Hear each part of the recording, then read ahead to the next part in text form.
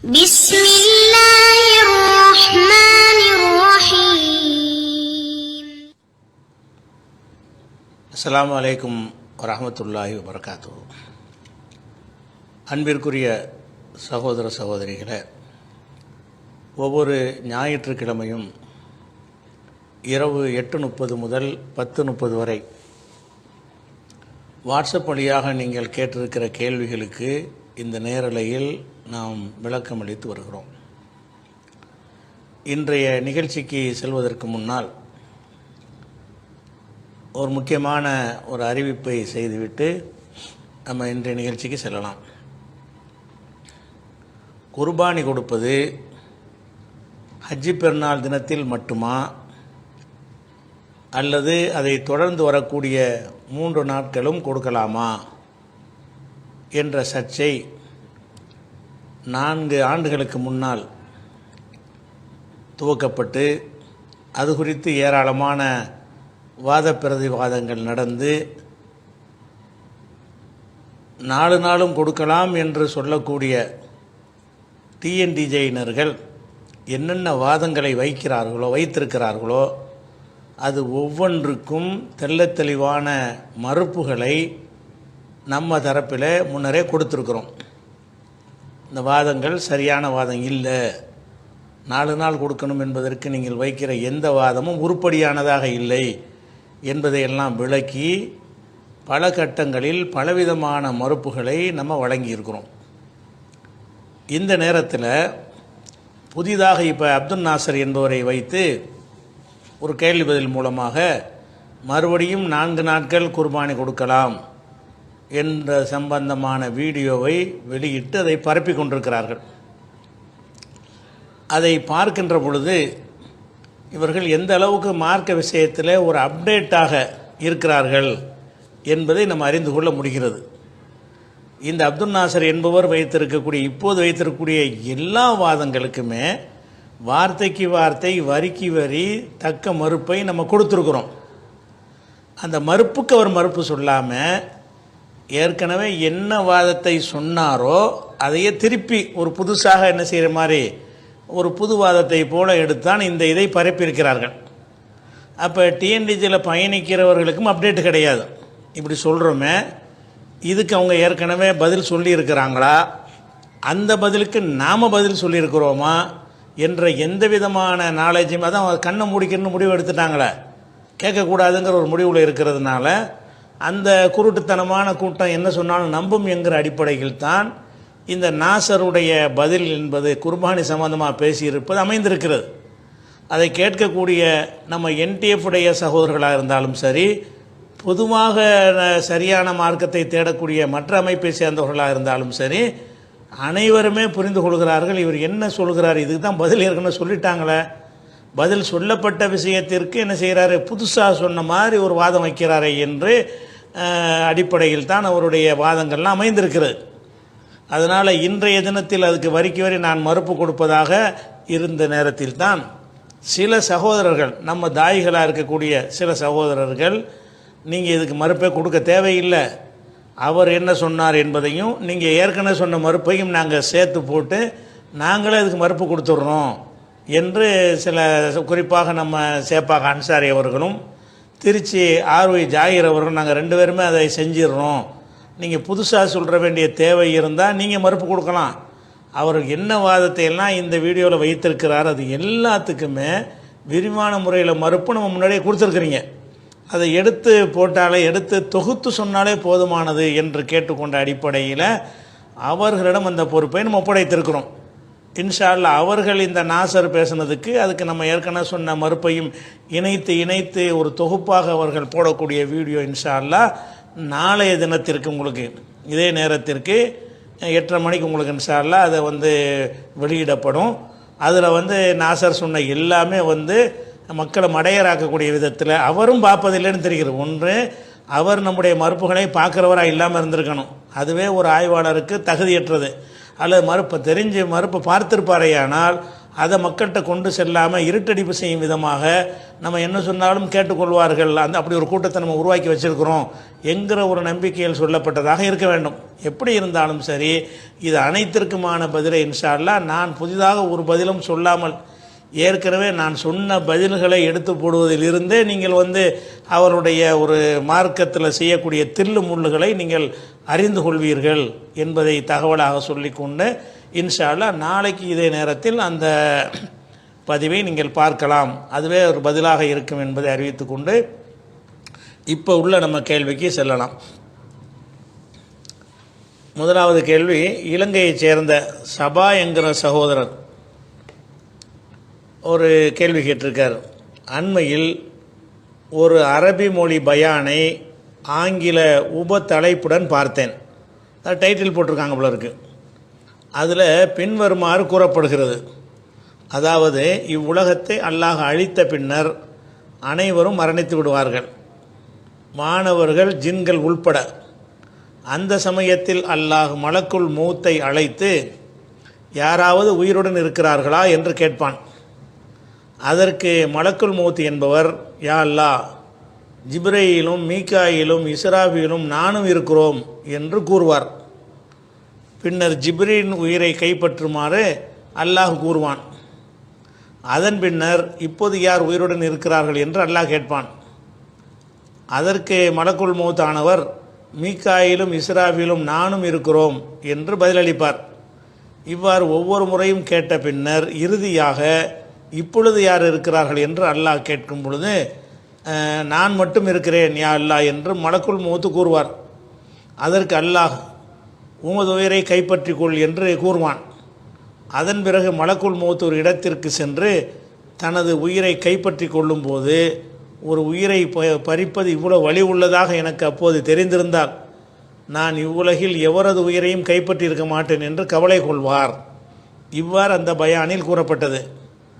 இதற்கு ஆயிரக்கணக்கான மக்கள் கமான்ஸில் போய் மெய் சிலிர்க்கிறது, ஈமான் அதிகரிக்கிறது என்றெல்லாம் கூறியிருக்கிறார்கள்.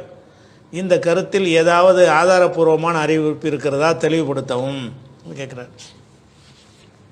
நீங்கள் சொல்லக்கூடிய அந்த பயானுடைய நமக்கு வீடியோ நீங்கள் அனுப்பவும் இல்லை, அதனுடைய உள்வாங்கி அந்த கருத்தை நீங்கள் தெரிவிச்சிருக்கிறீங்க, பரவாயில்லை. இப்போ இதில் என்னென்னு கேட்டால், இந்த செய்தியை பார்க்கும் பொழுது மார்க்க அறிவு நம்ம புரிதலில் நம்ம இருந்தோம் என்று சொன்னால், இதை பார்த்த உடனே இது அப்பட்டமான ஒரு கட்டுக்கதை, இது ஒரு பொய், இது இஸ்லாத்தில் உள்ளதாக இருக்க முடியாது அப்படின்னு விளங்கி கொள்ளலாம். அப்படிப்பட்ட ஒரு கட்டுக்கதை நீங்கள் சொல்லக்கூடியது. இதில் அந்த கட்டுக்கதை நம்ம எப்போ கட்டுக்கதை நம்ம அறிந்து கொள்ள இயலும் என்று சொன்னால், இஸ்லாத்தினுடைய அடிப்படையான விஷயங்களை அறிந்து கொண்டால்தான் அதை நீங்கள் எளிதாக புரிந்து கொள்ள இயலும். அதில் முதல் விஷயம் என்னென்னு கேட்டால், மலக்குல் மௌத்துன்னு ஒரு மலக்கு இருக்கிறாரா இஸ்லாத்தில்? மலக்குல் மௌத்துன்ற அனைவருடைய உயிரையும் கைப்பற்றுவதற்காக ஒரு ஆளை நியமித்து, அவர் தான் காதர் பாட்சா உயிரையும் கைப்பற்றுவார், கந்தசாமி உயிரையும் அவர் தான் கைப்பற்றுவார், ஆதம் அலைஹிஸ்ஸலாத்தில் இருந்து உலகம் அழியிற வரைக்கும் அத்தனை பேருடைய உயிரையும் அவர் தான் கைப்பற்றுவார். ஒரு நேரத்தில் பல பகுதிகளில் பல பேர் மரணித்தாலும் அத்தனை பேருடைய உயிரையும் அவர் தான் கைப்பற்றுவார். அப்படிங்கிற மாதிரியான ஒரு பவர் கொடுக்கப்பட்ட ஒரு மலக்கு இருக்கிறாரா? முதல்ல மலக்குல் மௌத்தை பற்றின புரிதல் இருந்தாலே இந்த கதையை பொய்ன்னு விளங்கிடுவாங்க. மலக்குல் மௌத்துன்னு ஒரு மலத்தை கிடையாது. மலக்குல் மௌத்துன்ற பேரில் ஒரு மலக்கு கிடையவே கிடையாது. சில பேர் என்ன செய்வாங்க, சில பயான்கள் அது இஸ்ராயில், அதுக்கு பேர் வேறு உண்டாக்கி வச்சுருக்கிறாங்க. இஸ்ராயிலுங்கிற பேர்லையும் மலக்கு கிடையாது, மலக்குல் மௌத்துங்கிற பேரில் ஒரு மலக்கு கிடையவே கிடையாது. அப்போ உயிரை கைப்பற்றுற வானவர்கள்னா இஸ்லாத்தில் எப்படி இருக்கிறாரு, எப்படி சொல்லப்பட்டிருக்குன்னு கேட்டால், என்னை அல்லாஹ் படைச்சிட்டானா, என்னுடைய உயிரை வாங்குறதுக்குன்னே ஒரு மலக்கால நியமித்து வச்சுருப்பான். அவருடைய வேலை என் உயிரை வாங்குறது மட்டும்தான். அதுக்குரிய டைம் வந்தவன் நல்லா ஆர்டர் பண்ண உயிரை எடுத்துகிட்டு போயிடுவார். அவர் அந்த டியூட்டிக்காக என்னை படைக்கும் பொழுது எல்லாம் என்ன செஞ்சிடறான்னு கேட்டால், என்னுடைய உயிரை எடுப்பதற்குரிய வானவரையும் சேர்த்தே படைச்சிட்றான். அவர் என்ன, இதான் இஸ்லாம், இதுக்குரிய ஆதாரத்தை நான் காட்டுவேன். அப்போ இந்த மாதிரி இருக்கிறதுனால ஒவ்வொரு மனிதனுக்கும் தனித்தனி மலக்குள் மௌத் இருக்கிறார்கள். ஏன் உயிரை கைப்பற்றுற மலக்கு உங்கள் உயிரை கைப்பற்ற மாட்டார். உங்கள் உயிரை கைப்பற்றுற மலக்கு இன்னொரு ஆளுடைய உயிரை கைப்பற்ற மாட்டார். அப்போ அந்த மாதிரி தான் அல்லாஹ் என்ன செஞ்சிருக்காங்கன்னா மனிதர்களுடைய எண்ணிக்கைக்கு தக்கவாறு மலக்குல் மௌத்துகளையும் படைத்திருக்கிறான். எவ்வளோ மனிதர்கள் உலகத்தில் படைக்கப்பட்டிருக்கிறார்களோ இனிமேல் பிறப்பார்களோ பிறக்கும் போதே ஒரு மலக்குல் மௌத்தையும் சேர்த்து அல்லாஹ் படைச்சிடுறான். அவருக்கு கொடுக்கப்பட்ட ஒரே டியூட்டி என்னன்னு சொன்னால் உயிரை கைப்பற்றுறது மட்டும்தான். அதுக்குரிய நேரங்காலம் வந்தவொன்னே கைப்பற்றுன்னு கைப்பற்றிட்டு போயிடுவார்.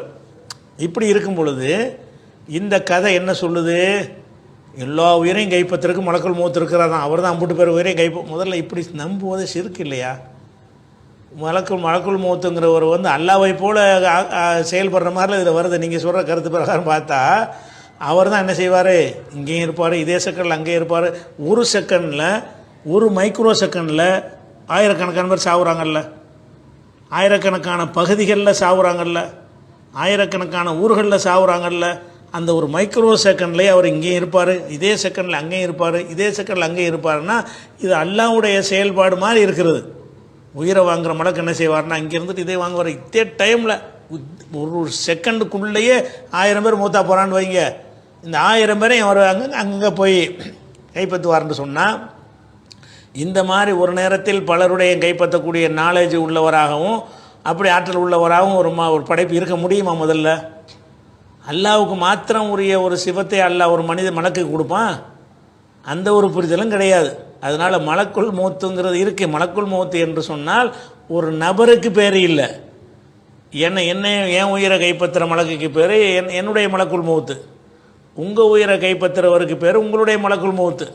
அப்போ மலக்குல் மௌத்து என்பது ஒரு தனி நபர் கிடையாது. முதல்ல அதுவே கிடையாதுன்னு ஆகும்போது இந்த ஒட்டுமொத்த கதையும் பொய்யா போயிடுச்சா? அதை ஃபஸ்ட்டு விளங்கிக்கிறோன்ற விஷயம் அதுதான். இப்போ உதாரணமாக எடுத்துக்கிட்டிங்கன்னு சொன்னால் இதுக்குரிய சில சான்றுகளை நான் காட்டுறேன். 8வது சூறாவில் 50வது வசனம். அதிலெல்லாம் என்ன செய்கிறான்னு கேட்டால், இப்போ காஃபிர்களை காஃபிர்கள்ன்றது நிறைய ஆட்கள் தானே, ஒரு காஃபிர் இல்லை, காஃபிர்கள்ன்ற ஒரு பெரிய ஒரு கூட்டத்தை எல்லாம் சொல்கிறான். இந்த காஃபிர்களை மாணவர்கள் உயிரை கைப்பற்றுவாங்க. அப்போ அத்தனை காஃபிருக்கும் சேர்த்து ஒருத்தர் தான் கைப்பற்றுவார்னு சொன்னால் காஃபிர்களை ஒரு மலக்கு கைப்பற்றுவார், மலக்குல் மௌத்து கைப்பற்றுவார் என்று அல்லாஹ் சொல்லி இருக்கணும். அல்லாஹ் 8:50 வசனத்தில் என்ன சொல்கிறான்னு கேட்டால், உளவு தரா இது எத்தவஃபல்லதீன கஃபரு அல் மலாயிகத்து, காஃபிர்களை உயிர்களை மலக்குமார்கள் கைப்பற்றுவார்கள். காஃபிர் நிறைய பேர் இருக்கிறதுனால உயிரை கைப்பற்றுற மலக்கு நிறைய பேர் இருப்பாங்க. அல் மலாயிகத்து என்பது மலக்கு என்பதனுடைய பன்மை. மலாயிகத்துமார்கள் கைப்பற்றுவார்கள். எல்ரிபூன உஜூஹகும் அதுபாரகும், அவங்களுடைய முதுகளையும் அவங்களுடைய முகத்திலையும் அடித்து என்ன செய்வாங்க? காஃபிருடைய உயிரை கைப்பற்றி கொள்வார்கள் என்று 8வது சூறாவில் 50வது வசனத்தில் அல்லாஹ் சொல்கிறான். அதிலிருந்து நம்ம என்ன தெரிகிறோம் என்று கேட்டால், நிறைய ஆட்களை கைப்பற்றன்னு வரும்போது நிறைய மலக்குகள்ங்கிற வார்த்தையை எல்லாம் சொல்லி காட்டுறான். அப்போ ஒரே ஒரு மலக்குல் மௌத்து இருந்தாரேயானால் அப்போ காஃபிர்களை மலக்குல் மௌத்து என்பவர் கைப்பற்றுவார்னு என்று தானே சொல்லணும். அப்படி சொல்லாமல் அல் மலாயிகத்து, வானவர்கள் கைப்பற்றுவார்கள் அப்படின்னு அல்லாஹ் சொல்லி காட்டுறான். அதே மாதிரி 16வது சூறாவில் 28வது வசனத்தில் சொல்லும் பொழுது, அல்லதீன தத்தவஃபாஹுமுல் மலாயிகத்து, யாரை மலக்குமார்கள் கைப்பற்றி கொள்வார்களோ, உயிரை கைப்பற்றி கொள்வார்களோ, லாலிமி அன்புசியும், அநியாயம் செஞ்சார்களே அப்படிப்பட்ட மக்களுடைய உயிர்களை மலக்குமார்கள் கைப்பற்றி கொள்ளும் பொழுது நாங்கள் தப்பு செஞ்சிட்டோம், எங்களை விட்டுருங்க, இனிமேல் நாங்கள் ஒழுங்காக இருந்துக்கிறோன்ட்டு முறையிடுவார்களாம் உயிரை கைப்பற்றும் போது. அது டாப்பிக்கு நமக்கு இல்லை. எத்தனை மலக்கு இருக்கிறாங்க என்பதுதான் டாபிக். நமக்கு தேவையான டாபிக் என்னென்று கேட்டால், அல்லதீன தத்தவஃபாஹுமுல் மலாயிகத்து, மலக்குமார்கள் உயிரை கைப்பற்றுவார்கள், இவர்களின் உயிர்களை மலக்குமார்கள் கைப்பற்றுவார்கள். இவர்கள்னு நிறைய பேர் வரும்போது நிறைய மலக்கு வந்துடுறாரு, ஒவ்வொருவருக்குரிய மலக்கு இருப்பார். அப்போ மலக்குமார்கள் நல்லா பன்மையாக சொன்னதுலேருந்து என்ன விளங்குதுன்னு கேட்டால், அனைவருடைய உயிரை எடுப்பவர் ஒரு மலக்கு கிடையாது. மலக்குல் மௌத்துங்கிற கான்செப்டே கிடையவே கிடையாது, அது பொய்.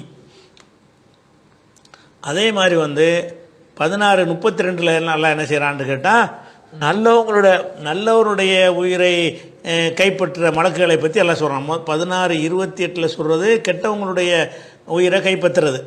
16:32 அல்லாஹ் சொல்லுகிறான், அல்லதீன தத்தவஃபாஹுமுல் மலாயிகத்து தய்யிபீன, நல்லவர்களாக இருக்கும் நிலையில் அவங்களுடைய உயிர்களை வானவர்களை கைப்பற்றுவார்கள். யக்கூலூன சலாமுன் அலைக்கும், உங்கள் மீது சலாம் உண்டாட்டுமாக என்று சொல்லி உயிரை கைப்பற்றிட்டு போவார்கள் என்று அல்லாஹ் வந்து சொல்லி காட்டுறான். அப்போ நல்லவர்கள்ங்கிறவங்களும் ஒரு தொகையினர் தானே இருப்பாங்க. கெட்டவர்கள் எப்படி ஒரு தொகையினர் இருப்பார்களோ நல்லவர்கள் என்பவர்களும் ஒரு பெருந்தொகையினர் இருப்பார்கள். பெருந்தொகையினர் இருக்கும் பொழுது அவங்க உயிரை ஒருத்தர் வந்து கைப்பற்ற முடியாது. அப்படி ஒருத்தர் நியமிக்கப்படலை என்ற காரணத்தினால் அல்லாஹ் என்ன செய்கிறான்னு கேட்டால் தத்தவஃபாஹுமுல் மலாயிகத்து மலக்குமார்கள் வந்து நல்லோர்களின் உயிர்களை கைப்பற்றுவார்கள். அப்போ நல்லோர்கள் உயிரை கைப்பற்றுவதற்கு மலக்குமார்கள் என்று பன்மையாக இருக்கிறது, கெட்டவங்களுடைய உயிரை கைப்பற்றுவதற்கு மலக்குமார்கள் என்று அதுவும் பன்மையாக இருக்கிறது. அதே மாதிரி 47வது அத்தியாயத்தில் 27வது வசனத்தில் சொல்லும் பொழுது கைஃப இதா தவஃபத்துஹுமுல் மலாயிகத்து, வானவர்கள் இவர்களின் உயிர்களை கைப்பற்றும் பொழுது எப்படி இருக்கும் சிந்தித்து பாருங்கள், எப்படி இருக்கும் அப்படின்னு கேட்குறான். கைஃப இதா தவஃபத்துஹுமுல் மலாயிகத்து, இவர்களின் மனிதர்களின் உயிர்களை வானவர்கள் கைப்பற்றும் பொழுது, வானவர் அல்ல, பர்டிகுலர் குறிப்பிட்ட மலக்குல் மௌத் என்ற வானவர் அல்ல, வானவர்கள் இவர்களின் உயிரை கைப்பற்றும் பொழுது என்று 47 27 வசனத்தில் அல்லாஹ் சொல்லி காட்டுகிறான். அதே மாதிரி வந்து ஆறாவது சூறாவில் 61வது வசனத்தில் அல்லாஹ் சொல்லி காட்டுகிறான். ஹத்தா உஹுல் காஹிர் ஃபௌக இபாதிஹி, அவன்தான் அடியார்கள் மீது ஆதிக்கம் செலுத்துகிறவன். ஓ யுருசுல் அலைக்கும் ஹஃபலத்தன், உங்கள் மீது ஒரு பாதுகாவலர்களையும் அல்லாஹ் அனுப்பி வைத்து கொண்டிருக்கிறான். ஒவ்வொருத்தருக்கும் பாதுகாக்கும் மலக்குன்னு இருக்கிறாங்க. என்னையை பாதுகாக்க எனக்குன்னு ஒரு மலக்கு நியமிக்கப்பட்டிருப்பார்.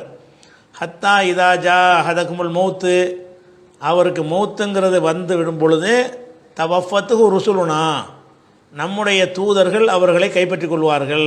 ருசுலுனா மலக்குமார்கள் தான் தூதர்கள் அல்ல, நம்முடைய தூதர்களான மலக்குமார்கள் வந்து தவஃபத்துஹு அந்த மனிதர்களுடைய உயிரை கைப்பற்றி கொள்வார்கள். ருசுலுனா, ரசூலுனாண்டு வரல, ஒரு ரசூலுண்டு வரல, ருசுலுனா, ருசுலுங்கிறது பன்மை, ரசூலுண்டா ஒருமை, ருசுல் என்றால் பன்மை.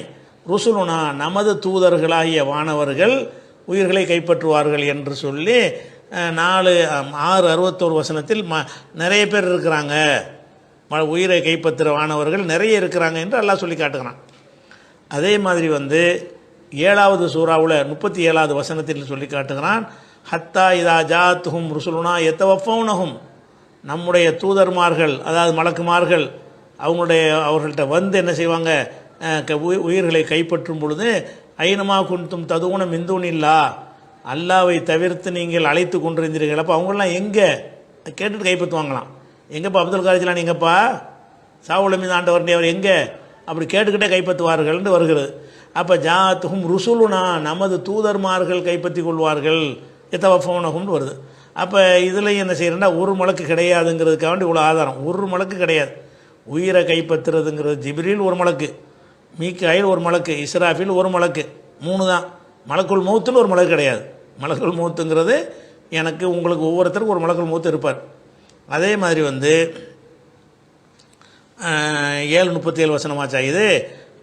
6:93 வசனத்தில் என்ன இருக்குன்னு கேட்டால், அதாவது அல்லாஹ் மேலே பொய் சொல்கிறானே அவனை விட அநியாயக்காரன் யார், அவனுக்கு வகி வராமல் இருந்து எனக்கு வகி வருதுங்கிறானே அவனை மாதிரி அவனை விட அநியாயக்காரன் யார், அல்லாஹ் இறக்குன மாதிரி எனக்கும் இறக்க முடியும் அப்படின்னு சொல்கிறானே அவனை விட அநியாயக்காரன் யார் அப்படின்னு சொல்லிட்டு வரும் பொழுது, இந்த அநியாயக்காரனுடைய அவங்க சக்கராத்து ஹாலில் இருக்கும் பொழுது ஒல் மலாயிகத்து பாசித்து ஐதீஹிம், மலக்குமார்கள் தங்களுடைய கைகளை அவர்களை நோக்கி நீட்டி அஹ்ருஜு அம்புசக்குமுல் யௌம், இன்று உங்களுடைய உயிர்களை வெளியேற்றுங்கள், வெளியே எடுங்கள்னு சொல்லி அல்லாஹ் மலக்குமார்கள் சொல்வார்கள் அப்படின்னு இருக்கப்போ மலக்குமார்கள் கூட்டமாக வந்து என்ன செய்வாங்க, நிறைய பேர் இருக்கிறதுனால அநியாயக்காரங்களுக்கெல்லாம் மலக்குமார்கள் வந்து உங்களுடைய உயிர்களை வெளியேற்றுங்கள் என்று சொல்வார்கள்னு வருகிறது இங்கே 6:93. அப்போ இதில் என்ன வருதுன்னு கேட்டால், உயிரை கைப்பற்றுவதற்கு ஒரு வானவர் அல்ல பல வானவர்கள் இருக்கிறார்கள், அது விளங்குறது. அதே மாதிரி வந்து 4:97 வசனத்தில் இருக்கிறது. இன்னல்லது இன்ன தவஃபாஹுமுல் மலாயிகத்து, யாரை வந்து மலக்குமார்கள் கைப்பற்றி கொள்கிறார்களோ, மலக்குமார்கள் ஒரு மலக்கல்ல மலக்குமார்கள், லாலிமி அம்புசியும் அநியாயம் செஞ்சவர்களாக இருக்கிற நிலையில் உயிரை கைப்பற்றி கொள்கிறார்களோன்ற தொடர்ச்சி வரும் பொழுது அங்கே மாணவர்கள்ங்கிற ஒரு பன்மையை தான் எல்லாம் போடுறான். அப்போ ஒருமையாக ஒரு இடத்துல சொல்கிறான் 32:11 வந்து மலக்குள் மௌத்தோண்டு ஒத்தையா ஒருமையாகவும் ஒரு வசனம் வருகிறது. அந்த வசனத்துலேயும் இந்த கருத்து வராது. நம்ம சொன்ன கருத்தை வலுப்படுத்துகிற விதமாக தான் அதுவும் இருக்குது. எப்படி இருக்குது? குல், நபியை நீங்கள் சொல்லுங்கள், எதவஃபாக்கும், உங்களை மரணிக்க செய்வார், மலக்குல் மௌத், மௌத்துக்கு உரிய மலக்கு உங்களை கைப்பற்றுவார், அல்லது உக்கிலபிக்கும், உங்களுக்கு என நியமிக்கப்பட்ட மலக்குல் மௌத். அப்போ நியமனம் செய்யப்படுது ஒவ்வொருத்தருக்கும். உங்கள் உயிரை உங்களுக்கு நியமிக்கப்பட்ட மலக்கு கைப்பற்றுவார் என்று சொன்னால் ஒவ்வொரு மனிதனுக்கும் ஒரு மலக்குல் மௌத் நியமிக்கப்பட்டிருக்கிறாரே தவிர அனைத்து ஜீவராசிகளையும் அனைத்து மனிதர்களையும் கைப்பற்றி செல்வதற்கான ஒரு அதிகாரம் படைத்த பவர் உள்ள ஒரு மலக்கு யாரும் கிடையாது. அப்போ குல், நீங்கள் சொல்லுங்கள், எத்தவஃபாக்கும் மலக்குல் மௌத், உங்களை மலக்குல் மௌத் உயிரை கைப்பற்றுவார். எந்த மலக்குல் மௌத் என்றால் அல்லது உக்கிலபிக்கும், உங்களுக்கு நியமிக்கப்பட்ட, உங்களுக்காக நியமிக்கப்பட்ட மலக்கு உயிரை கைப்பற்றுவார். அப்போ ஒவ்வொரு மனிதனுக்கும் மலக்கு நியமிக்கப்பட்டார் நான் சொன்னேன் இல்லையா, அதுக்கு ஆதாரம் இருக்குது. அப்போ ஒட்டுமொத்தம் இதை பார்த்தீங்கன்னு சொன்னால் அப்போ மலக்குல் மௌத்துண்டே ஒரு ஆளை இல்லைங்க இந்த கதை பூரா மொத்தம் பொய்யா போச்சுல. மலக்குல் மௌத்தான கடைசியால் உயிரை கைப்பற்ற சொல்கிறாங்கிறாங்க. மலக்குல் மௌத்துன்னு ஒரு ஆள் கிடையாது, மலக்குல் மௌத்துங்கிற ஆள் கிடையாது. யாரை அனைத்து இலாக்காவையும் கையில் வச்சுக்கிற அல்லா மாதிரி ஒரு அதிகாரம் படைத்தவராக அப்படி ஒரு மலக்கு கிடையவே கிடையாது. கதை பொய்யாயிருச்சா? அதுக்கடுத்து என்னென்னு கேட்டால்,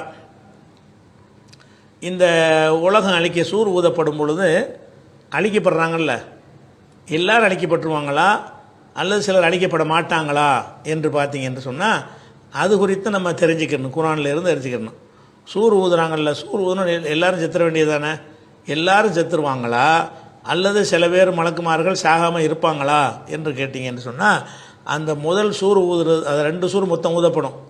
முதல் சூர் ஊதப்படும் பொழுது எல்லாம் அழிஞ்சிருவாங்க. 2வது சூர் ஊதுறது எழுப்புறதுக்காக வேண்டி. 2வது சூர் ஊதுன்னு என்ன செய்யுது, செத்தவரெல்லாம் உயிரோடு எந்திரிச்சிருவாங்கன்ற 2 சூரை பற்றி தான் குரானில் சொல்லப்பட்டிருக்கிறது. முதல் சூர் ஊதுனவுன்னு அழிவார்கள்னு வருதில்ல, அனைவரும் அழிவார்கள்னு வர்றாமல் அதில் விதிவிலக்கு கொடுத்ததாக குரானில் வருகிறது. எப்படி வருது? அதாவது ஒய்தா நுஃபிக ஃபி சூரி நஃபகத்தும் வாஹிதா, சூரில் ஒரே ஒரு தடவை தான் ஊதப்படும். ஓ ஹுமிலத்தில் ஆர்துவல் ஜிபாலு, மலைகளும் இந்த நிலமும் தூக்கப்பட்டு துக்கத்தா தக்கத்தம் வாஹிதா, ஒரே அடியாக நொறுக்கப்படும். இப்போ யௌமயிதின் வக்காத்தில் வாக்கையா, அன்றைக்குத்தான் அந்த நிகழக்கூடிய சம்பவம் நிகழும். ஒன் சக்கத்தி சமா, வானம் பிளந்துவிடும். பொகைய யௌமயிதின் வாஹியா, அன்றைக்கு அது ரொம்ப பலவீனமாக இருக்கும், இன்றைக்கி உள்ள மாதிரி வலிமையாக இருக்காது, ரொம்ப பலவீனமாக போயிடும் என்று சொல்லிவிட்டு அடுத்த வசனத்தில் வருகிறது உள் மலக்கு, மாணவர்கள் அல அர்ஜாயிஹா, அந்த பூமியுடைய கோணங்கள் ஓரங்களில் இருப்பார்கள். எல்லாம் அழிக்கப்பட்டான அதன் ஓரங்களில் இருப்பார்கள். ஓ யஹ்மிலு அர்ஷ ரப்பிக்க, உமது இறைவனுடைய அரிசை யௌமயிதின் அன்றைய தினத்திலே சுமந்திருப்பார்கள். சமானியத்துன், 8 வானவர்கள். அப்போ சூறு ஊதும் பொழுது 8 வானவர்கள் அழிய மாட்டாங்க. அவங்க அல்லாவுடைய அரசை சுமந்துக்கிட்டு இருக்கிறாங்கல்ல, அதனால அது அப்படி நிற்க, அவங்கள இந்த சூறுனால் அதை அழிக்க முடியாது. அழிக்கிற மாதிரி அல்ல செட்டப் பண்ணலை. அதே மாதிரி வானவர்கள், மற்ற வானவர்கள் அழிக்கப்படுவார்கள், அழிக்கப்படலை. அந்த சூர் ஊதணும் அழிக்கிறதுல மலக்கு அடங்க மாட்டாங்க. சூர் ஊதணும் நல்லா அழிக்கிறான்ல மலக்குமார்களை, அதில் ஜிப்ரிலும் அழிய மாட்டார், மீக்கால் அழிய மாட்டார், மற்ற எந்த வானவர்கள் அழிய மாட்டார்கள், அரிச சுமக்கிற வானவர்கள் அழிய மாட்டார்கள். அவ்வளோ தெளிவாக வாசகம் எப்படி இருக்கு? ஒல் மலக்கு வள அரிஜாயிகா, மலக்குமார்கள்லாம் அதனுடைய ஓரங்களில் அழிக்கப்படாமல் ஒரு ஒதுக்குப்புறமாக இருப்பார்கள். ஓ யஹ்மிலு அர்ஷ ரப்பிக்க ஃபோக்குஹும் யௌமயிதின் சமானியா, அன்றைய தினத்தில் இறைவனுடைய அரிசை 8 வானவர்கள் சுமந்திருப்பார்கள். அந்த 8 பேரும் அழிய மாட்டார்கள். அப்போ இந்த வசனம் இது 69வது சூறாவில் 13, 14, 15, 16, 17 வரைக்கும் உள்ள வசனங்கள். 69ல் 13, 14, 15, 16, 17 வரைக்கும் உள்ள வசனங்களில் சூறு ஊதின உடனே எல்லாம் அழிஞ்சாலும் மலக்குமார்களும் குறிப்பாக 8 வானவர்களும் அழிய மாட்டார்கள், ஜிப்ரீல் உள்பட யாரும் அழிய மாட்டார்கள் என்று அதில் வழங்குகிறது. சரி, அடுத்து 39, 68 வசனத்தில் சொல்லும் பொழுது ஓ நுஃபிக ஃபி சூரி, சூரில் ஊதப்படும், சூர் ஊதப்படும் பொழுது மன்ஃபி சமாவாத்தி மன்ஃபில் அர்லி, வானத்தில் உள்ளவர்களும் பூமியில் உள்ளவர்களும் மூர்ச்சியாகி விழுந்து விடுவார்கள். இல்லா மன்ஷா அல்லா, அல்லாஹ் நாடியவர்களை தவிர, அல்லாஹ் நாடியவர்களை தவிர அனைவரும் அழிந்து விடுவார்கள் இருக்குது. அப்போ அழிகிறதுல அல்லாஹ் சிலர் அழிக்க மாட்டான்னு அதில் வழங்குது. இல்லா மாஷா அல்லாவிலேருந்து இல்லா மன்ஷா அல்லா, அல்லாஹ் நாடியவர்களை தவிர மற்றவங்கள்லாம் அழிந்து விடுவார்கள்னு வர்ற காரணத்தினால சூர் ஊதின உடனே எல்லாரும் அழியும் போது மலக்குமார்கள் அழிய மாட்டார்கள். சூர் ஊதும்போது அழிய மாட்டார்கள். அதே நேரத்தில் வந்து கடைசியாக அல்லாஹ் என்ன செய்வான்னு கேட்டால் எல்லாத்தையும் அழிச்சிட்டு நான் மட்டும் இருப்பேன்னு ஒரு இடத்துல சொல்கிறான். அந்த வசனத்தின் பிரகாரம் அவங்கள அழிக்கப்படுறாங்கன்னு விளங்குது. அது எப்படி விளங்குறதுன்னு கேட்டால் குல்லு ஷையின் ஹாலிகுன், இது வந்து 28-88 வசனத்தில் இருக்கிறது. குல்லு ஷையின் ஹாலிகுன், அனைத்தும் அழிந்துவிடும்.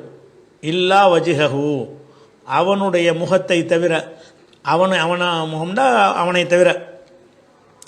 அவனை தவிர அனைத்தும் அறிந்துவிடும். லஹுல் ஹுக்கும், அவனுக்குத்தான் அதிகாரம் இருக்கும். இலகி துர்ஜவுன், அவனிடத்தெல்லாம் கொண்டு செல்லப்படுவீர்கள் அப்படின்ற ஒரு வசனம் இருக்கிறதுனால அல்லாஹ் என்ன செய்கிறான்னு கேட்டால் அழித்தல் என்பது சூர் ஊதணுன்னு எல்லாத்தையும் அழித்து விட்டான்னு அந்த அந்த மற்ற எல்லாத்தையும் அழித்து முடித்த உடனே இன்னொரு ஆர்டர் மூலமாக ஏதோ ஒரு வகையில் என்ன செய்வான்னு கேட்டால் மலக்கு கிழக்கு எல்லாத்தையும் அழிச்சு விடுவான். ஏன்னு கேட்டால் அவன் மட்டும் இருக்கணும், அவன் மட்டும் இருக்கக்கூடிய ஒரு நிலை இருக்கும். அப்படி ஒன்று இருக்குங்கிறான் அல்லாஹ்.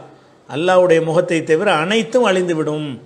அழிந்து விடும்னா என்னது? அந்த சூர் ஊதும்போது அழியாட்டாலும் வேற ஒரு சந்தர்ப்பத்தில் அழியும்னு தானே விளங்கணும். சூர் ஊதும்போது அழிய மாட்டார்கள்னு சொல்லியாச்சு. அப்புறமே அழிவார்கள்னா எப்போ? அது சூர் ஊதும்போது அல்லாத அதுக்கு பிந்தி வேறு ஒரு ஏதோ ஒரு என்ன முறையில் அழிவார்கள் நமக்கு சொல்லப்படலை, ஆனால் அழிஞ்சிருவாங்க. அல்லாஹ்வுடைய முகத்தை தவிர அனைத்தும் அழிந்து விடுவார்கள்ங்கிற விஷயம் 28-88 இருக்குதா? அதே மாதிரி வந்து 55வது சூறாவில் வந்து 26-27 வசனங்களில் இருக்கிறது. குல்லுமன் அலைஹா ஃபான், இதில் உள்ள அனைத்துமே அழிந்துவிடும். குல்லு, அனைத்தும் அழிந்துவிடும்.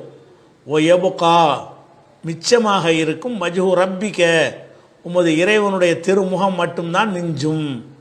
அல்லாஹ்வுடைய முகம் மட்டும்தான் மிஞ்சும், பாக்கி எல்லாமே அழிந்துவிடும் அப்படின்னு சொல்லி 55வது சூறாவில் வந்து 27வது வசனத்தில் இருக்கிறது. அப்போ இதில் என்ன விளங்குதுன்னு கேட்டால் அந்த சூர் ஊதும்போது மாணவர்கள் அழிக்கப்படாவிட்டாலும் அவன் மாத்திரம் இருப்பான், எல்லாம் அழியும்னு ஒருக்கா சொல்கிறானே. அப்போ அதுக்கு பிந்தி ஒருக்கா அழிக்கிறான். அல்லாஹ் என்ன செய்கிறான்? நான் தாண்டா எல்லான்னு காட்டணுமா இல்லையா? எல்லாம் அழியாமல் மௌத்து அவன் ஒரு ஆள். அல்லாவுக்கு மட்டும்தான் என்ன பேர்? அல் ஹையுல்லதி லாயமூத், மரணிக்காமல் உயிரோடு, ஹையுல் கையும், மரணிக்காமல் உயிரோடு இருப்பவன்கிற சிவத் அவனுக்குரியது. அப்போ ஜிப்ரீல் அழிய மாட்டார்னா அவர் அந்த சிவத்து உள்ளவர் ஆயிடுவார். மீகாயில் அழிய மாட்டார்னு சொன்னால் அவருக்கு மௌத்து வராதுன்னு ஆயிரும், மௌத்து அவருக்கும் வரணும் அப்படின்னு சொன்னால் அந்த ஒவ்வொரு ஆத்மாவும் மௌத்தை சுமக்கணும்ன்ற அப்படி ஒரு வசனம் குரானில் இருக்குதுல்ல. எப்படி? குல்லு நஃப்ஸின் தாயிகத்துல் மௌத், எல்லா ஆத்மாவும் மௌத்தை சுமைக்கணும். 3வது சூறாவில் 185வது வசனம். ஒவ்வொரு ஆத்மாவும் மௌத்தை சுமைக்கும் அப்படின்னு சொன்னால் அப்போ அதில் ஜிப்ரீலும் ஒரு ஆத்மா தானே, அவரும் செத்துருவார். மீகாயில் செத்துருவார், இஸ்ராஃபீல் செத்துருவார். அப்போ அனைவருமே மற்ற அரசு சுமக்கிறவானவர்கள் எல்லாமே செத்துருவாங்க. அவன் மட்டும்தான் நிற்பான் கடைசியாக. அப்போ இதில் நம்ம என்ன விளங்குறோம் என்று கேட்டால் சூர் ஊதனவுன்னு அழித்தல் வந்து 2 வகையில் இருக்கிறது. அதாவது வானவர்களை தவிர மற்றவர்கள் அழிப்பது ஒரு மற்ற எல்லாம் அழிஞ்சு போகிறது, அது ஒரு சூர். 2வது சூர் என்னன்னு கேட்டால் வானவர்களையும் சேர்த்த 2வது சூர் இல்லை, அழித்த பிறகு 2வது ஒரு தடவை என்ன செய்வாங்கன்னா அல்லாஹ்வுடைய ஆர்டர் பிரகாரம், கட்டளை பிரகாரம் என்ன முறையில் சொல்லப்படலை, ஆனால் அழிஞ்சிருவாங்க. ஏன்னா அவனை தவிர எதுவும் இருக்காதுன்னு என்ன அர்த்தம்? எல்லாத்தையும் அழிச்சிடுவான்னு அர்த்தம். ஏதோ ஒரு முறையில் அல்லாஹ் அவனுக்கு தெரிந்த முறையில், அவனுக்கு அறிந்து வைத்திருக்கிற முறையில், நமக்கு சொல்லித்தரப்படாத ஒரு முறையில் என்ன செய்கிறான்னு கேட்டால் அம்புட்டு பேரையும் காலி பண்ணிடுவான். அல்லாஹ் மட்டும்தான் இருப்பான் அப்படிங்கிறது ஒன்று இருக்கிறது. இப்போ இந்த இந்த நீங்கள் சொன்ன செய்தி வந்து அதில் என்ன வந்துடுது? பொய்ன்னு வந்துடுது. ஆனால் நீங்கள் சொன்ன அந்த பொய் எங்கே வருதுன்னு கேட்டிங்கன்னா இதை வந்து காபுல் அஹ்பார் அலி இப்னுல் ஹுசைன் என்பவர் என்ன செய்கிறாருன்னு கேட்டால், அதான் ஹுசைன் ரலியல்லாஹு அவனுடைய மகன் அலி இருக்கார்ல, அவர் வந்து காபுல் அஹ்பார் என்பவர்கிட்ட கேட்குறாரு. எப்படி கேட்குறாருன்னு கேட்டால், இப்போ சைக்க மன்ஃபில் சமாவாத்தி உள்ளார்ல மன்ஃபில்லார்ல இல்லா மன்ஷா அல்லா, அல்லாஹ் நாடியவர்களை தவிர மற்றவங்களும் அழிஞ்சிருவாங்கன்னு சொல்லப்படுது, அது யார் அப்படின்னு காபுல் அஹ்பார் அஹ்பார்னா ஒரு பாதிரியாராக இருந்து இஸ்லாத்துக்கு வந்தவர், அவர்கிட்ட போய் கேட்குறாரு. அப்போ அவர் சொல்கிறாரு ஹும் சலாசத்தாஷர, அவங்க வந்து மொத்தம் ஒரு 13 பேர் இருப்பாங்க. 13 பேர் யாருன்னு கேட்டால் ஜிப்ரீல், மீகாயில், இஸ்ராஃபீல் 3 பேராச்சா. அவள் ஹமலத்துல் அரிசி சமானி அரிசி சுமக்கிற ஒரு 8 பேர். ஓ மலக்குல் மூத்து, மலக்குல் மூத்து கிடையாது, அவர் மலக்குல் மூத்துங்கிறார், அது ஒன்று. ஒரு ரப்புல் இஸ்ஸத்தி, கண்ணியத்துக்குரிய அல்லாஹ் ஒருத்தன், ஆக 13 தான் மிச்சமாக இருப்பாங்க. இப்போ ஏமூர் மலக்கல் மூத்தி, அல்லாஹ் மலக்குல் மூத்துக்கு கட்டளையிடுவான். இப்போ எக்கபீல் ஃபுலானன் ஹமலத்தில் அரிசி, இவர் அவர் எல்லாத்தையும் கைப்பற்றிடுவார். அவர் ஹத்தாலா எபுக்கா கைருஹு, அவரை தவிர யார் மிச்சமாக இருக்க மாட்டாங்க, அவர் கைப்பற்றிடுவாராம். இப்போ எக்கூடு ரப்புல் இஸ்ஸத்தி, அப்போ அல்லாஹ் சொல்லுவான், முத்தியா மலக்கல் மூத்தை நீனும் செத்துப்போ அப்படின்னு சொல்லுவானா. இப்போ யமூத்து, அவர் செத்துருவார் அப்படின்னு சொல்லி காபுல் அஹ்பார் என்பவர் சொன்னதாக எழுதப்பட்டிருக்கிறது. இந்த காபுல் அஹ்பாருங்கிறவர் நிறைய குர்ஆனுடைய விளக்கம்ங்கிற பேரில் கப்சாக்களை விட்டு அடித்த ஒரு ஆள் காபுல் அஹ்பாருங்கிறவர். சஹாபி கிடையாது, ரசூலுல்லாஹ் காலத்துக்கு பிந்தி அடுத்த தலைமுறையில் உள்ளவர். இவர் இஸ்லாத்தை ஏற்ற பிறகு நிறைய புழுகு மூட்டைகள் இவர் பேரில் தான் அவிழ்த்து விடப்படும். இவரே சொன்னாரா அல்லது இவர் பேரில் அவிழ்த்து விடப்படிச்சான்னு தெரியல.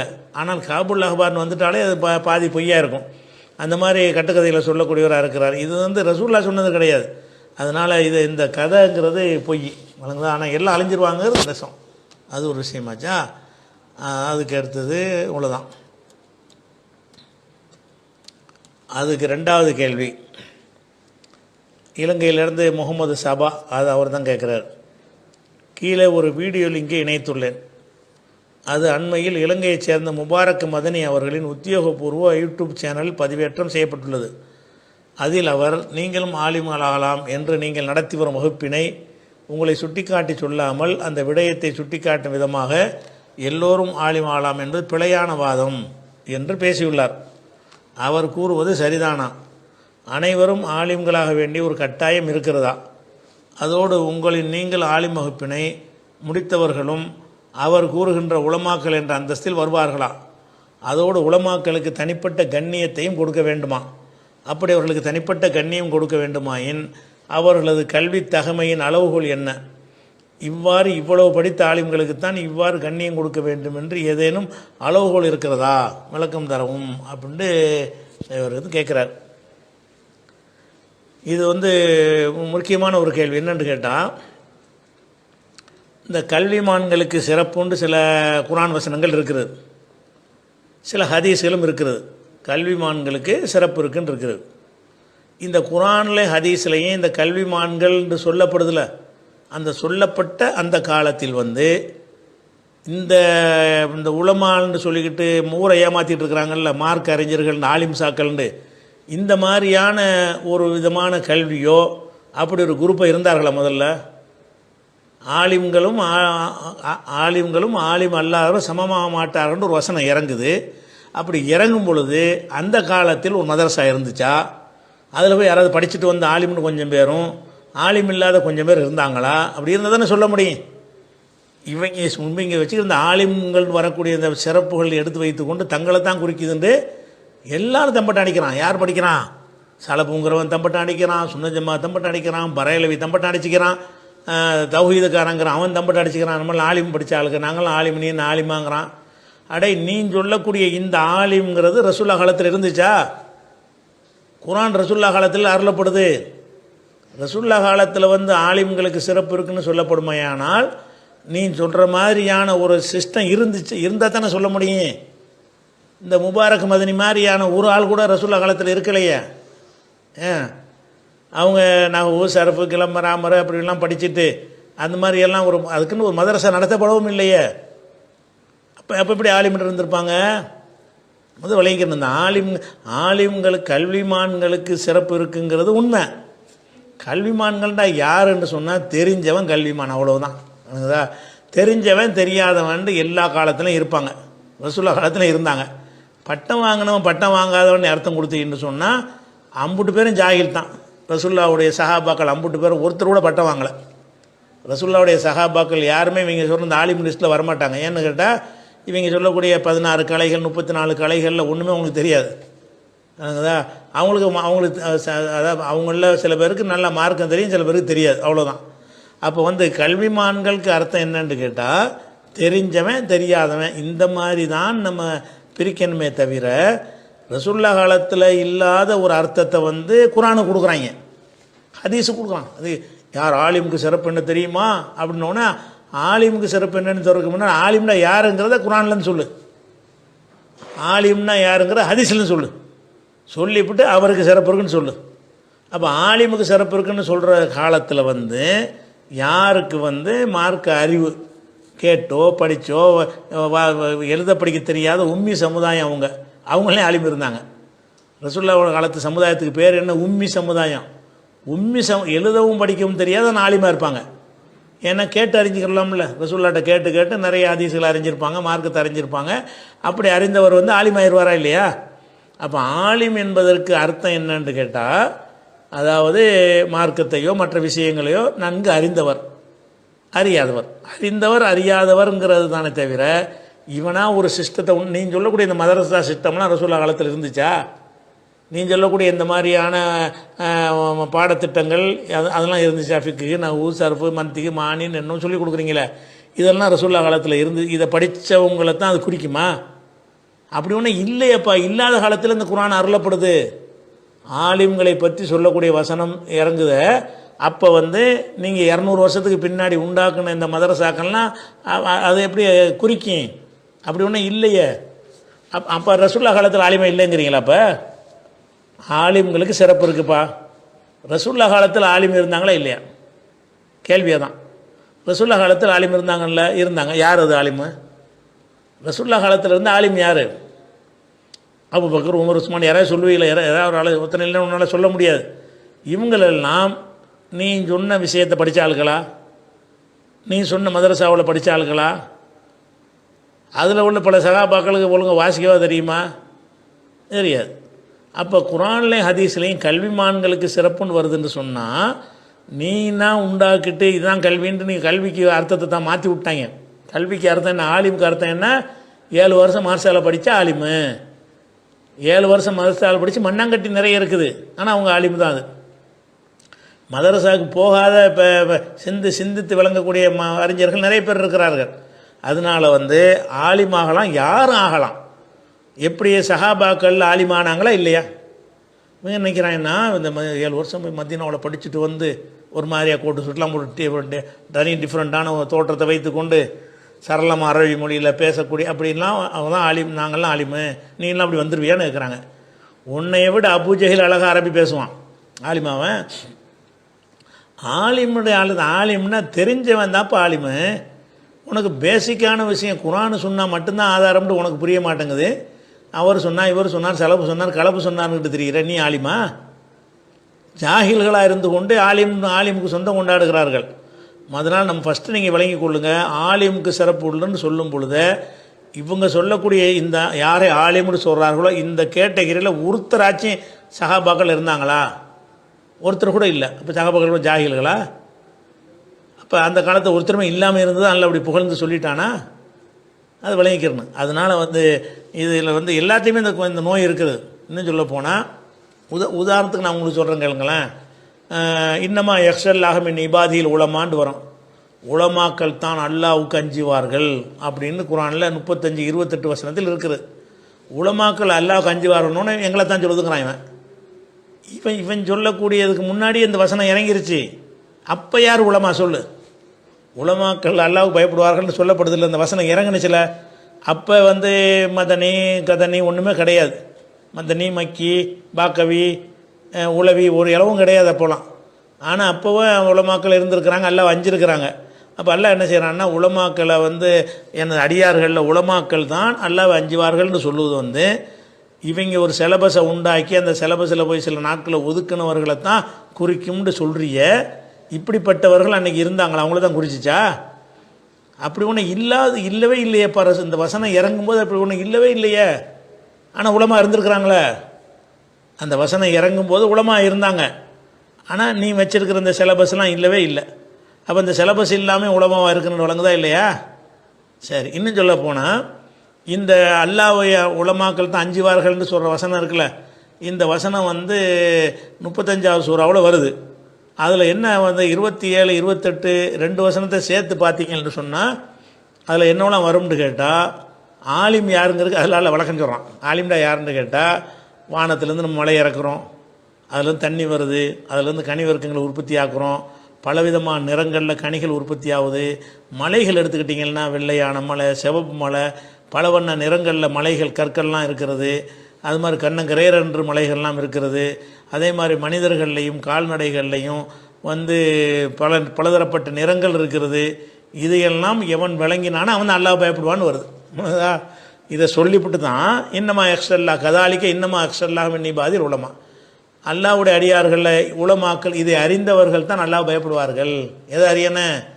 வானத்தை எப்படி அல்லாஹ் படைத்தான், எப்படி மழை இறங்குது, எப்படி இருக்கு, கனி வர்க்கங்கள் எப்படி உருவாகுது, எப்படி இந்த மலைகள்லாம் பல விதங்கள் அமைந்திருக்கிறது, மனிதர்களே எப்படி கருப்பு சிவப்புன்னு பல விதமான நிறங்களில் மனுஷங்க இருக்கிறான், இதையெல்லாம் ஒருத்தன் ஆய்வு சிந்திச்சானே. ஆனால் இதையெல்லாம் செஞ்ச ஒருத்தன் சூப்பர் பவர் இருப்பான்னு விளங்கிடுவான்.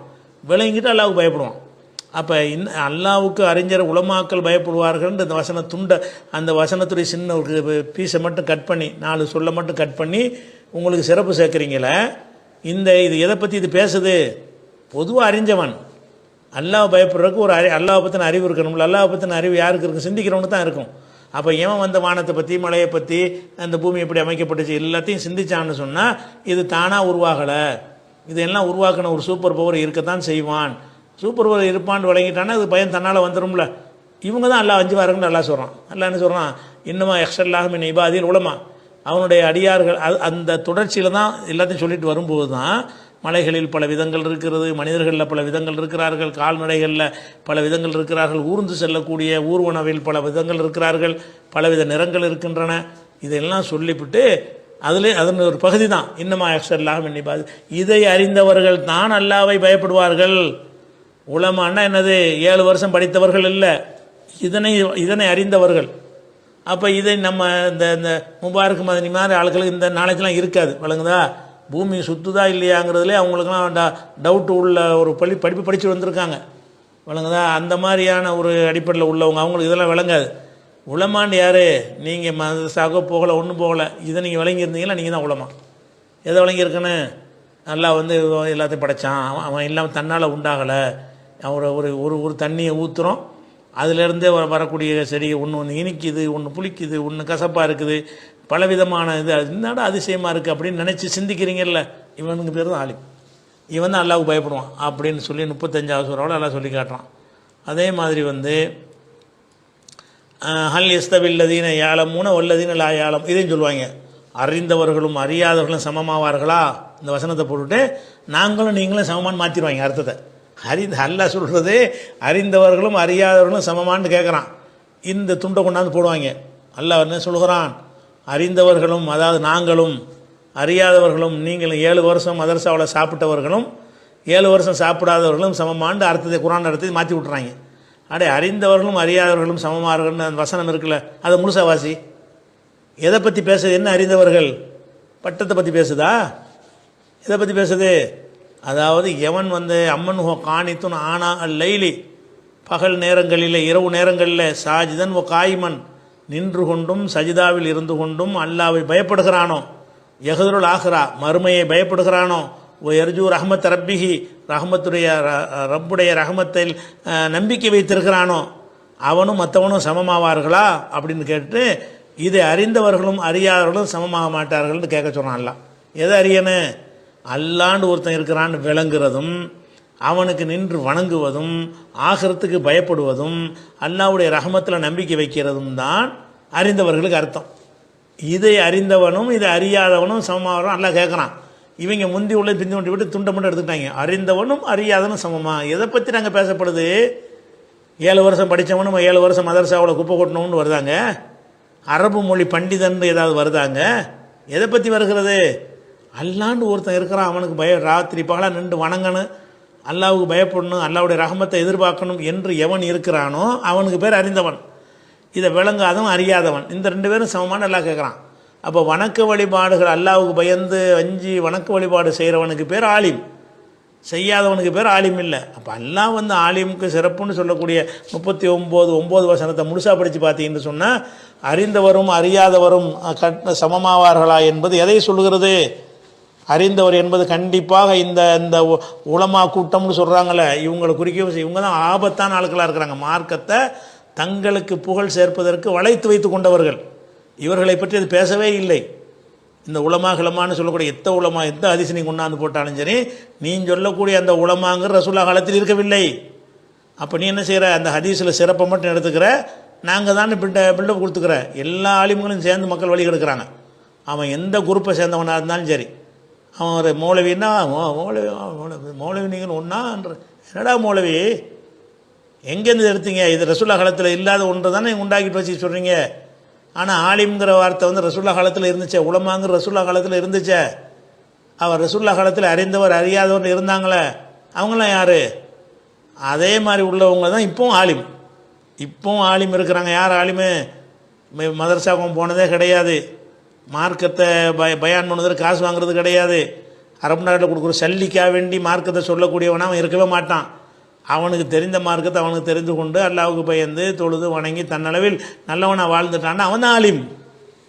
அப்போ ஆலிம்ங்கிறதுக்கு எந்த அளவு கொள்வீங்களா, ஒரு அளவு நிர்ணயித்து வைத்து கொண்டு என்ன பொறாமை என்னன்னு கேட்டால், நம்ம ஒரு ஆலிம்னு ஒரு கெத்தாக வாழ்ந்துக்கிட்டு இருக்கிறோம், மற்ற நீங்கள் கத்த நீண்டு ஏதோ ஏமாற்றிக்கிட்டு திரிகிறோம். இவங்க வந்து நீங்களும் ஆலிம்கள் ஆலம்னு சொல்லிட்டு நமக்கு போட்டியாக நிற்கிறாங்களே, எங்களை மாதிரி நீ வந்துடுவியா அப்படிங்கிறது தான் அது செய்கிறாங்க. வணங்குதா?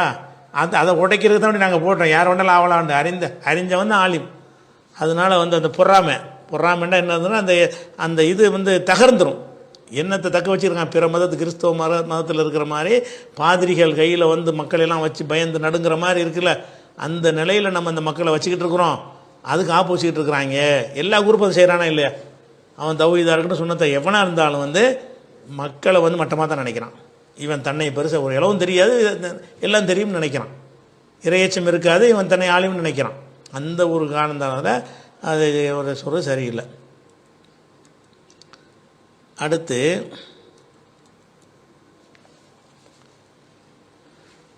பேரிச்சம்பழ கொட்டையை வைத்து தஸ்பீ செய்யும் இப்னு ஹிப்பானில் வரக்கூடிய ஹதீஸை சரி என்று கூறியிருந்தீர்கள். ஆனால் ஒரு ஜமாத்தின் தாய், ஒரு இதை ஜமாத்தில் இருப்பார் போல இருக்குது, அவர் என்ன சொல்கிறாருன்னு கேட்டால், ஹுசைமா இல்லாமல் ஒரு அறிவிப்புகள் பிழையானது, சில பிரதிகள் இவரது பெயர் விடுபட்டுள்ளது, அறிஞர்கள் ஆய்வு செய்து இவை அனைத்தும் ஒரே செய்திதான், ஹுசைமா வரும் செய்திகள் தான் சரியானது என்று கூறியுள்ளனர். அவர் அறியப்படாதவர், எனவே இந்த செய்தி பலவீனமானது. மேலும் இந்த தவறான இந்த செய்தியை பலமானது என்று வாதிட்டால் இத்தனை நாளும் பிரமத கலாச்சாரம் என்று எதை எதிர்த்தோம் அதை சரி காண வேண்டி வரும் என்று வாதம் வைக்கின்றனர். இதன் 4வது அறிவிப்பாளர் சயீத் இப்னு அபி ஹிலால் என்பவர் நம்பகமானவராக இருந்தவர் எனினும் கடைசி காலத்தில் நினைவு தடுமாற்றம் கொண்டவராகிவிட்டார் என்று இமாம் அஹ்மது ஹம்பல் கூறுகிறார். எனவே இந்த ஹதீஸ் ஏற்கப்பட முடியாததாகும் என்று ஆன்லைன் பிஜேயிலேயே இது உள்ளது என்றும் கூறுகிறார் இருக்கிறாங்க. இதை கொஞ்சம் விளக்குனா தான் இந்த கேள்வி வணங்கும். கேள்வி என்னென்னு கேட்டால், ரசூல் ஸல்லல்லாஹு அலைஹி வஸல்லம் காலத்தில் என்ன செய்கிறாங்கன்னா, ஒருத்தங்க வந்து ஒரு அம்மா, ஒரு பெண்மணி வந்து தனக்கு முன்னாடி கொஞ்சம் பேரிச்சம் கொட்டைகளை எடுத்து வைத்துக்கொண்டு தஸ்பீ செஞ்சு எடுத்து போடுறது. முதல்ல 100 பேரிச்சங்கொட்டை அல்லது சின்ன சின்ன கற்கள் 100 200 எண்ணி வச்சுக்கிடுவாங்க. வச்சுக்கிட்டு சுப்ஹானல்லாஹ் சுப்ஹானல்லாஹ் சுப்ஹானல்லான்னு இப்படி எடுத்து போட்டாங்கன்னா அந்த இதுக்கு அந்த குவியலில் உள்ளது முடிஞ்சிருச்சுன்னா 200 சொல்லியாச்சு. அந்த எண்ணுவதற்காக வேண்டி என்ன செஞ்சாங்கன்னு கேட்டால், அந்த கூழாங்கற்களையோ அல்லது வந்து பேரிச்சங்குட்டைகளையோ வைத்து ஒரு பெண்மணி செஞ்சுக்கிட்டு இருக்கிறாங்க. அப்போ ரசூலுல்லாஹ் வந்து என்ன செய்கிறாங்கன்னு கேட்டால், அதை கண்டிக்கலை. இதை விட சிறந்ததை உனக்கு சொல்லித்தரட்டுமான்னு கேட்குறாங்க. இவ்வளோ நேரம் என்ன 200 300லாம் தேவையில்லைம்மா, அதை விட வேறு ஒரு வார்த்தையை நான் சொல்லித்தரேன், அதை கொஞ்சமாக சொன்னாலே அதுக்கு இந்த என்றதெல்லாம் தேவையில்லை, அதிலே உனக்கு அந்த நன்மை கிடைச்சிரும்னு சொல்லி சுப்ஹானல்லாஹி அததமா ஹலக ஃபிஸ்ஸமாயின்னு ஒரு துவாவை சொல்லி கொடுக்குறாங்க. இந்த ஹதீஸு சரியான ஹதீஸ் என்று நம்ம சொல்லியிருந்தோம். இப்னு ஹிப்பான்லேயும் வருது, இது ஹாக்கிம்லேயும் வருது, இது சரியான ஹதீஸ்னு சொல்லியிருந்தோம். அதில் சரியான ஹதீஸ் சொல்லும்போது ஹுசைமா என்பவர் வர்றாரு என்ற காரணத்தை காட்டி தான் அந்த ஹதீஸை பலவீனம் என்று விமர்சனம் வைக்கப்பட்டிருக்கிறது. ஆனால் இப்போ ஹாக்கிம்லையும் இப்னு ஹுசைமாவிலையும் வரக்கூடிய ஒரு ஹதீஸில் வந்து அந்த ஹுசைமாங்கிற பலவீனமான ஆள் வரல. வேறு யார் வர்றாருன்னு கேட்டால், சயீத் இப்னு அபு ஹிலால் என்பவர் அறிவிக்கிறார். அவர் வந்து சஅத் இப்னு அபி வக்காஸுடைய மகள் ஆயிஷா வழியாக அறிவிக்கிறார். அப்படிங்கும்போது இவன் இதில் வந்து பலவீனமானவர் என்று சொல்லக்கூடிய ஹுசைமா வரல. ஹுசைமா இல்லாத ஒரு அறிவிப்பு இருக்கிற காரணத்தினால் இது சரியான ஹதீஸ் என்று நம்ம சொல்லியிருந்தோம். அதுக்கு மறுப்பு அவர் என்ன கேட்குறாருன்னு கேட்டால், சயீத் இப்னு அபி ஹிலால் என்று ஒருத்தர் வந்திருக்கார்ல, அவர் வந்து நினைவு தடுமாற்றம் உள்ளவர்னு இமாம் அஹ்மது பின் ஹம்பல் சொல்லியிருக்கிறாங்க. அப்படிங்கிற காரணத்தினால் இதுவும் பலவீனம் அப்படிங்கிறார். இதை நீங்களும் ஆன்லைன் பேஜில் எழுதியிருக்கிறீங்கன்னு சுட்டி காட்டியிருக்கிறாங்க. ஆன்லைன் பேஜில் எழுதி தான் இருந்தால் திருப்தியாச்சா தான் எழுதி தான் இருக்கிறோம். ஆனால் இந்த சாயித் இப்னு அபி ஹிலால் என்பவர் வந்து பலவீனமானவரா பலமானவரா என்பது தான் இந்த ஹதீஸுடைய மையப்புள்ளி. அதை முடிவு பண்ணிட்டால் மற்ற விஷயங்கள்லாம் சாதாரணமாக போயிடும். இந்த சாயித் இப்னு அபி ஹிலால் என்பவர் வந்து இவரை பற்றி பல நூல்களில் எழுதப்பட்டிருந்தாலும் தஹதீபுங்கிற ஒரு நூலில் உள்ளதை மட்டும் எடுத்துக்கிறோம். இவரை பற்றி நிறைய விமர்சனங்கள் பண்ணியிருக்கிறாங்க. அந்த விமர்சனத்தில் வந்து ஒன்று விடாமல் அனைத்தை நான் உங்கள்கிட்ட சொல்லிடுறேன். இவர் பலவீனரை நீங்களும் முடிவு பண்ணுங்க. அபு ஹாத்தம் சொல்கிறாரு லா பஸபிஹி, இவர் மீது எந்த பிழையும் இல்லை, இவரை ஏற்றுக்கிறலாம் அப்படிங்கிறாரு. யார்? அபு ஹாத்தம். இப்னு ஹிப்பான் வந்து நம்பகமானவருங்கிறாரு. இப்னு ஹிப்பான் எல்லாரையும் அப்படி சொல்லுவார், அதை விட்டுருங்க. அதே மாதிரி வந்து கால இப்னு சாது சொல்கிறாரு கான சிக்கத்தன் இன்ஷா அல்லாஹ், அல்லாஹ் நாடினால் அவர் நம்பகமானவராக இருந்தார் அப்படின்னு யார் சொல்கிறா? இப்னு சாது சொல்கிறாரு. ஓ கால சாஜிங்கிறவர் சொல்கிறாரு சதுகுன், இவர் உண்மையாளர் என்று சாஜி சொல்கிறார். கான அகமது யகூல், அகமது சொல்லி கொண்டிருந்தார். இதுதான் அகமது விமர்சனம். இவர் ஒரு ஆள் தான் குறை சொல்லியிருக்காரு, குறையும் தெளிவாக சொல்லலை. கான அகமது யகூல், அகமது சொல்லி கொண்டிருந்தார். மா அதிரி ஐய செய்யின் எஹலித்துபில் அஹாதீது, ஹதீஸில் இவர் எதை குழப்புவார் என்று நமக்கு தெரியவில்லை. அடித்து இந்த குழப்பினார்னு சொல்லலை, இவர் எத்தனை குழப்பி வச்சிருக்காருன்னு எனக்கு தெரியலைங்கிறார். மைல்டான ஒரு விமர்சனம் இது. அகமது சொன்னது சொல்லிட்டேன்னா கால் அஜலி சொல்கிறாரு பசரியும் சிக்கத்துன், இவர் பசராக்காரர், ரொம்ப நம்பகமான ஆள். வசகஹு இப்னு ஹுசைமா இவர் நம்பகமானவர்னு சொல்லியிருக்கிறார். தாரகுத்தனி நம்பகமானவர் என்று சொல்லியிருக்கிறார். பைஹக்கியும் சொல்லியிருக்கிறார். ஹத்தீபுல் பகதாதி அவர்களும் சொல்லியிருக்கிறார்கள். இப்னு அப்துல் பர்ரும் சொல்லியிருக்கிறார் நம்பகமானவர் என்று. வகைரகும் மற்றும் பலரும் சொல்லியிருக்கிறார்கள். மும்பூட்டு பேரில் அகமது ஒரு ஆள் தான் குறைய சொல்லியிருக்கிறார். அந்த குறை கூட என்னன்னு கேட்டால் எத்தனை குழப்புனார்னு தெரியலையேங்கிறார். குழப்புனார்னு சொல்ல காணாம், தெரியலையேங்கிறார். அப்போ அந்த விமர்சனம் வந்து ஒரு தெளிவற்ற விமர்சனமாக இருக்கிறது. அது இந்த ஒரு ஆளுடைய விமர்சனத்துக்கு முன்னாடி இவ்வளோ பேர் நம்பகமானவர்னு உறுதிப்படுத்தி இருக்கும் பொழுது சாயித் இப்னு அபி ஹிலாலை பலவீனம்னு சொல்லிடக்கூடாது. ஆனால் இப்னு ஹஸ்ம் என்பவரை இவர் பலவீனமாக்கியிருக்கிறார்.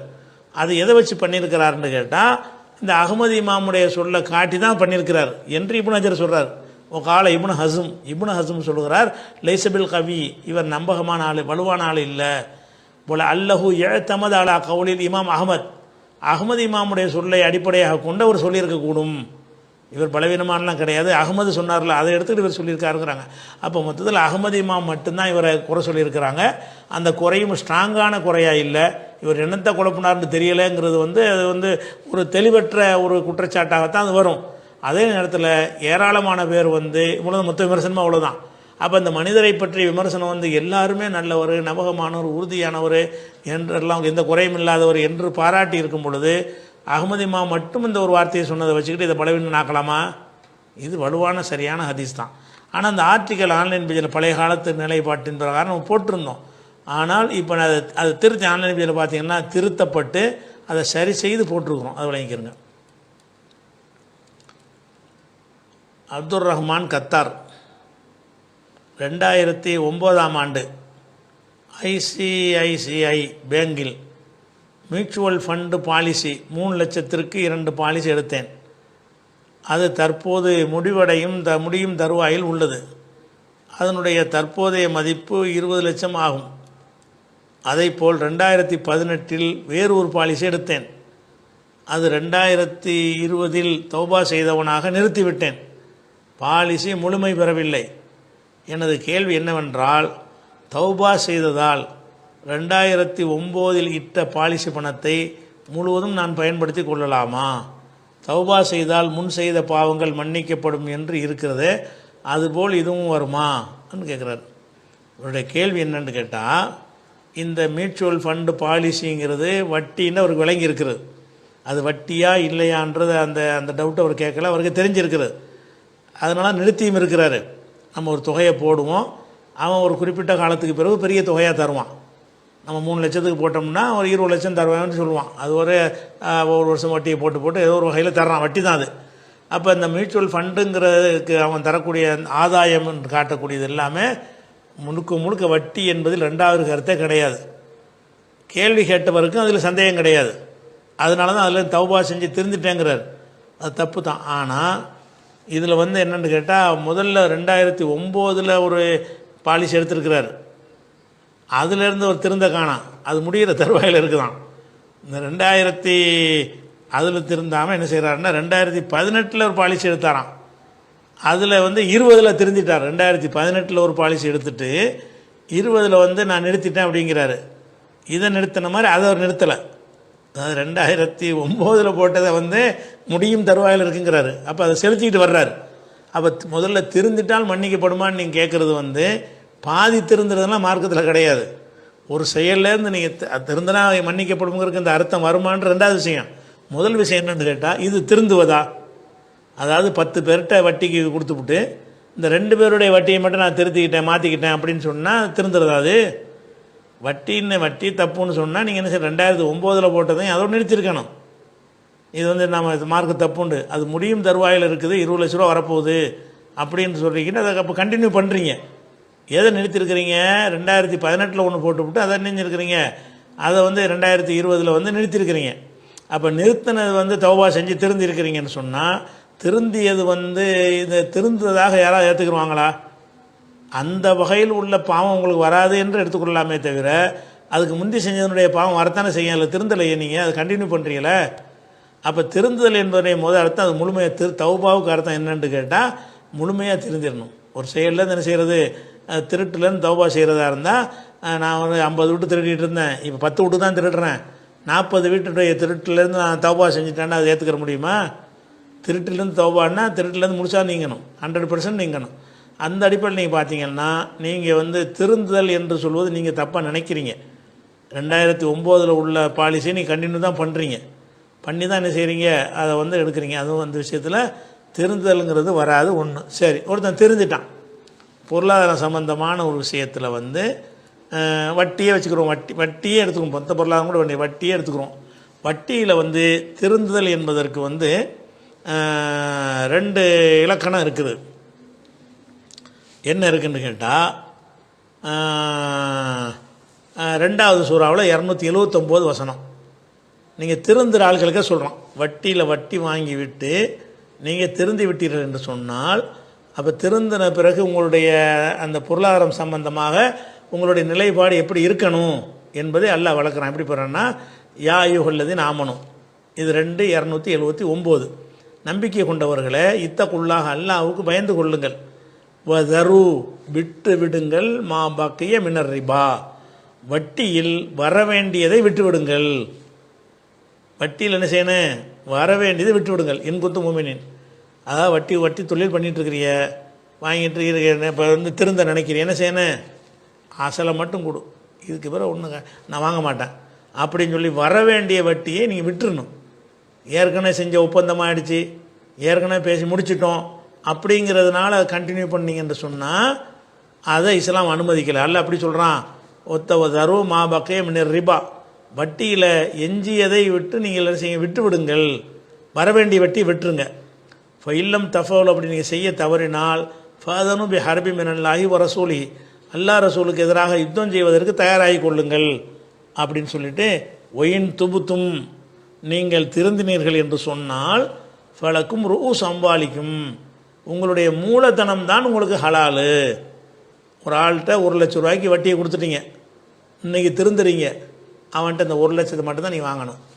உங்கள் கணக்குப்படி 1,40,000 அவன்கிட்ட வர வேண்டி இருக்குன்னு வச்சுக்கிருவோம்.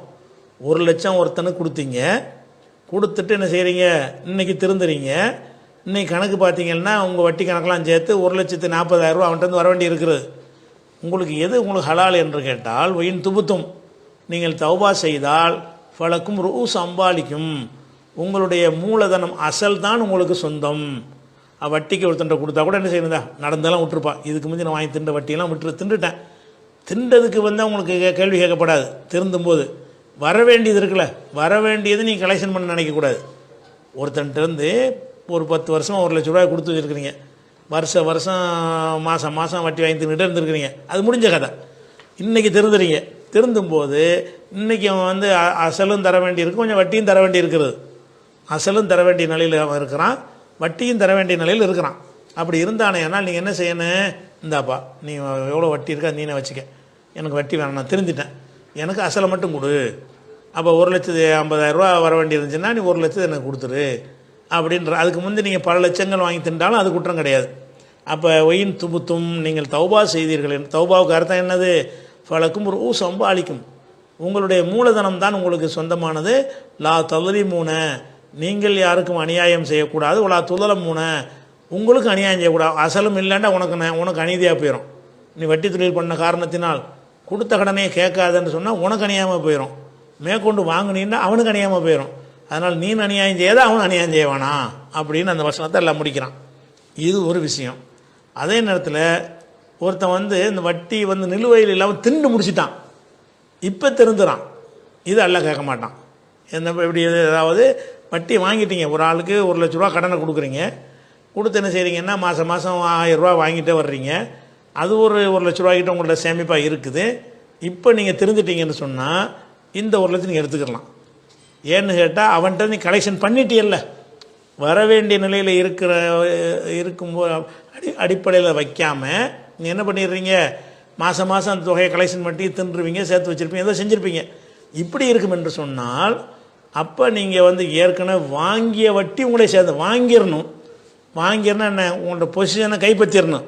அப்படி கைப்பற்றிட்டீங்க என்று சொன்னால் இன்றைக்கி தெரிஞ்சிட்டீங்க உங்களுக்கு சொந்தமானது, அதை திருப்பி கொடுக்க தேவையில்லை.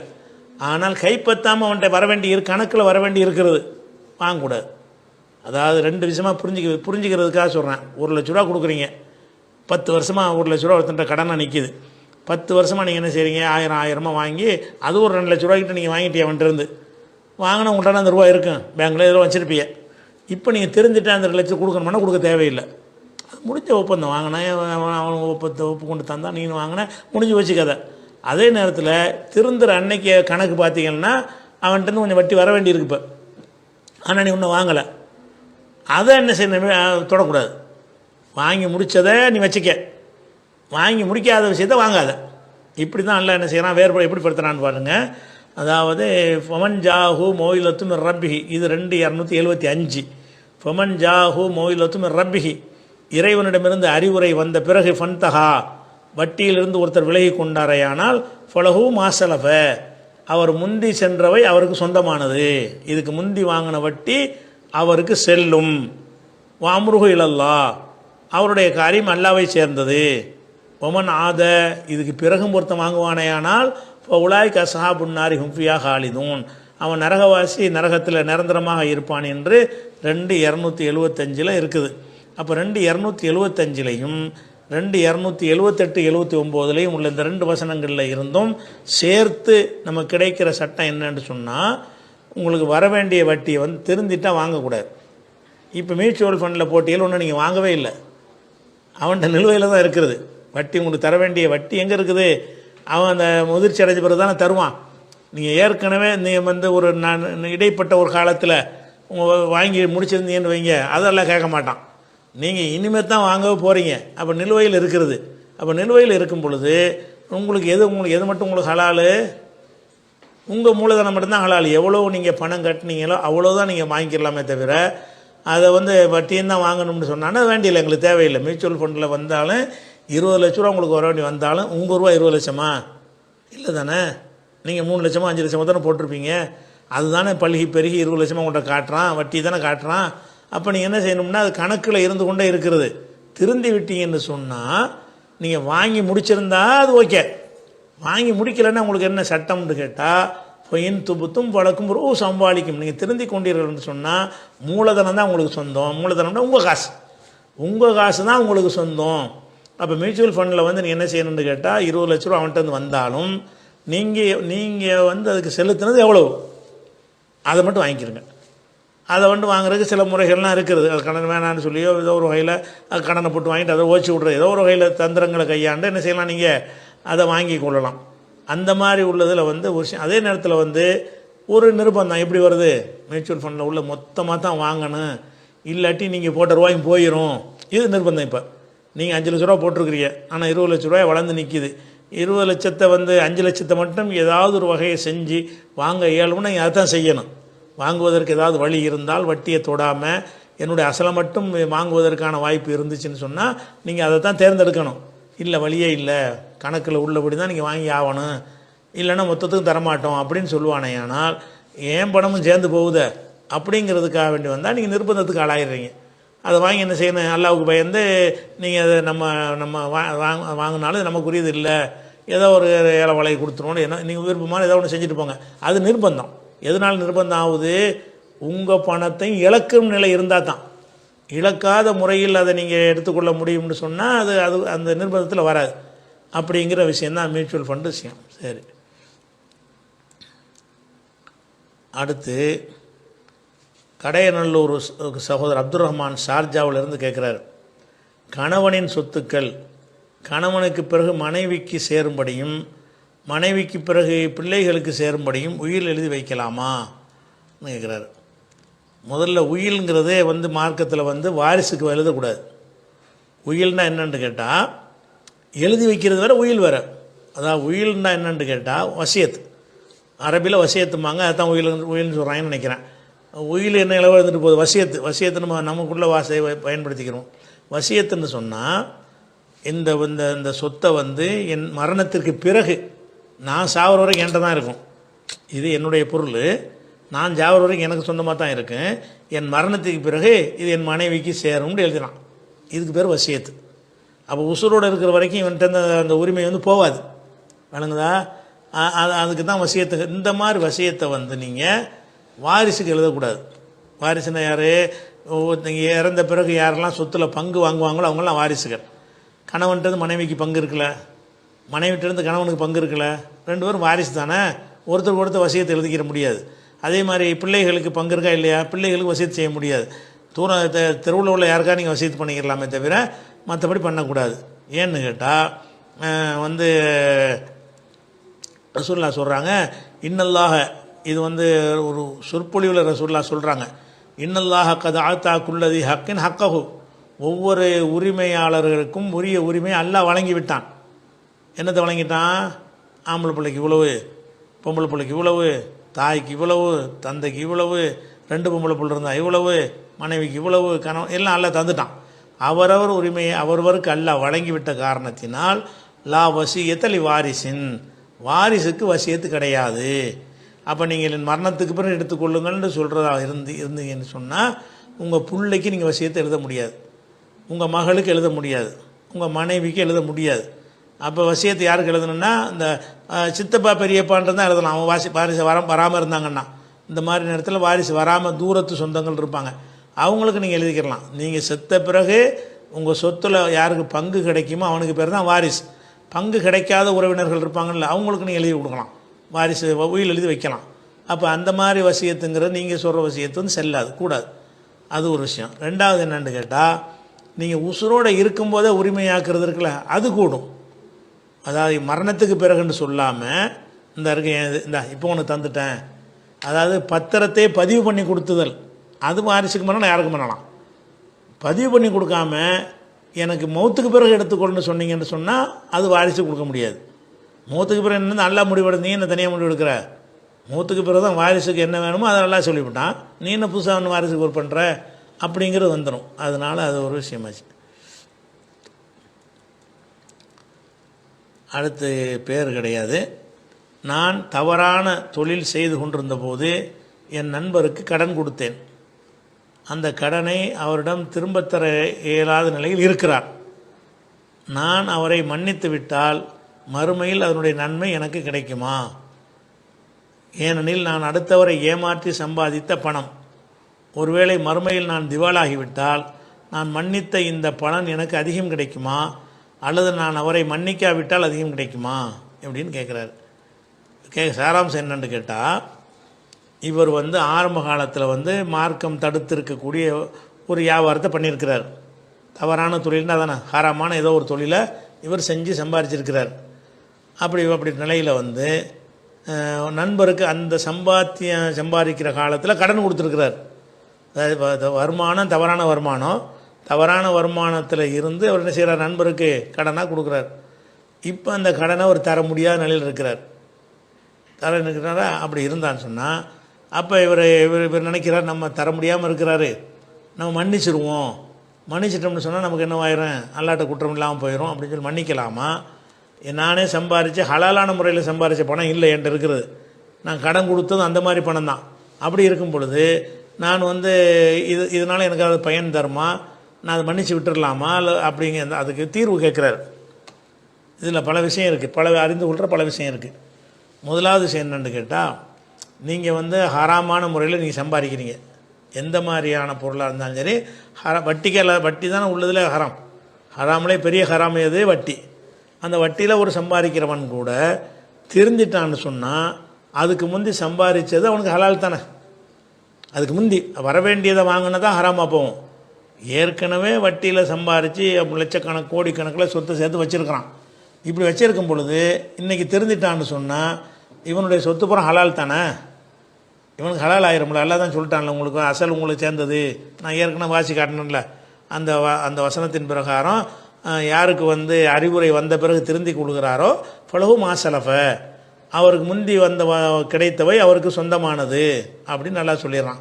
அதனால் நீங்கள் தப்பான முறையில் சம்பாதிச்சாலும் நீங்கள் என்னைக்கு திருந்துட்டீங்கன்னா, நெசமாக திருந்துட்டீங்கன்னு சொன்னால் இனிமேல் அந்த மாதிரி சம்பாத்தியம் பண்ணுறது இல்லை, இறைவா நான் அதில் விலகி கொண்டேன், என்னை மன்னிச்சிரு என்று சொல்லிட்டீங்கன்னு சொன்னால், கடந்த காலத்தில் நீங்கள் தப்பாக சம்பாதிச்சாலும் அது நீங்கள் வைத்து கொள்ளுங்க, அதை கிளைம் கொடுக்க தேவையில்லை யாருக்கும். அப்படிங்கிற கட்டத்தில் உங்கள் காசு தான் அது, விளங்குதா? நீங்கள் கடனாளிக்கு மன்னிச்சாலும் ஓகே தான், மன்னிக்காமல் வச்சுருந்தாலும் சரி தான், அது உங்கள் காசு. அப்போ நீங்கள் ஒரு கடனாக கொடுத்தீங்கல்ல, கடனாக கொடுத்த காசை நீங்கள் தள்ளுபடி பண்ணிங்கன்னா தள்ளுபடிக்கு நன்மை இருக்கிறது. தள்ளுபடி இல்லாமல் அதை வாங்கி தர்மம் செஞ்சீங்கன்னா தர்மத்துக்கு நன்மை இருக்குது. ஏன்னு கேட்டால் நீங்கள் அந்த தீய செயலேருந்து திருந்திக்கிட்டீங்க. திருந்திக்கிட்டவர்களுக்கு எல்லாம் சொல்கிற வழிகாட்டத்தில் என்னென்னு கேட்டால், கடந்த காலத்தில் சம்பாதித்தவை பற்றி கேட்கப்படாது. கடந்த காலத்தில் சம்பாதிச்சது கொஸ்டின் கிடையாது. ஏன்னா ஃபன்தஹா ஃபலஹு மாசலஃப், விலகி கொண்டாரையானால் அவருக்கு முந்தி கடந்த காலத்தில் உள்ளவை அவரை சேர்ந்ததுன்னு நல்லா முடிச்சிடறான் 2275. அதே நேரத்தில் இன்னொரு விஷயத்தையும் கூடுதலாக வளர்க்க வேண்டியிருக்கு.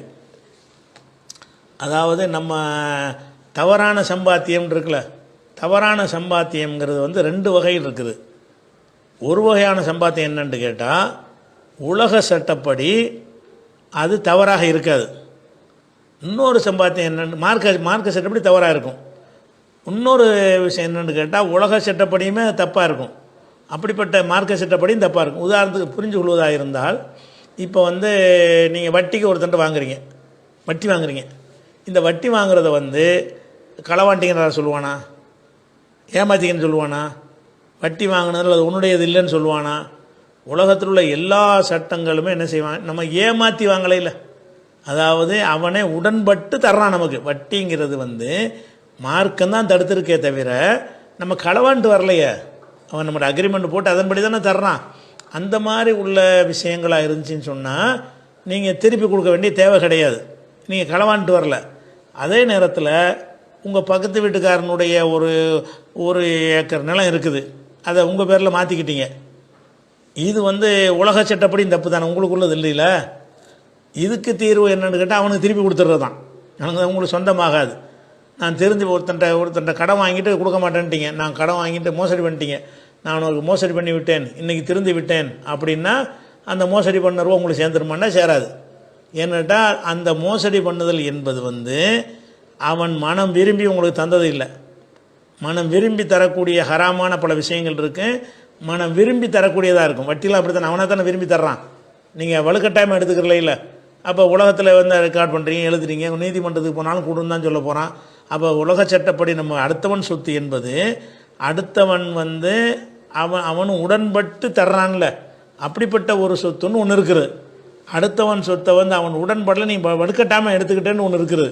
வலுக்கட்டாயமாக எடுத்துக்கிட்ட சொத்துக்களாக இருக்கும் என்று சொன்னால் நீங்கள் திருந்தினாலும் என்ன செய்யணும், திருப்பி அவனுக்கு கொடுத்தாகணும். நான் ஒருத்தன்ட்ட 1 லட்ச ரூபா கடன் வாங்கிட்டு ஏமாற்றிட்டேன், கடன் தான் வாங்கினேன், கடன் வாங்கிட்டு கடன் வாங்கிட்டு கொடுக்கலன்னா ஏமாத்துறது தானே. இது நான் இன்றைலேயும் திருந்து விட்டேன், அதனால் இந்த 1 லட்சம் எனக்கு சொந்தம்னு சொல்ல முடியாது. ஏன், நீ அவன் அவன்கிட்ட கடனாக தான் நீ வாங்கிடு, திருப்பி கொடுக்குறேன்னு தான் நீ வாங்கிட்டு ஏமாற்றிட்டு இருக்கிற, அதை கொடுத்துடணும். அதே நேரத்தில் ஒரு ஹராமான ஒரு பொருளை வியாபாரம் பண்ணுற, அந்த ஹராமான பொருளை மார்க்கம் தடுத்திருக்கிற பொருளை வியாபாரம் பண்ணி பீடி சிகரெட்டு ஒருத்தனுக்கு வியாபாரம் பண்ணுற, அந்த வியாபாரம் பண்ணுவதன் மூலமாக அவன்கிட்ட 1,00,000 நீ சம்பாதிக்கிற. இது களவாண்டது கிடையாது. அது ஒரு வியாபாரம். அவன் பார்வையில் அவனுக்கு ஒரு லாபம், உனக்கு ஒரு லாபம் அப்படின்னு மனம் ஒப்பி கொடுத்ததை தவிர என் பணத்தை களவாண்டான்னு கம்ப்ளைண்ட் பண்ணுவானா?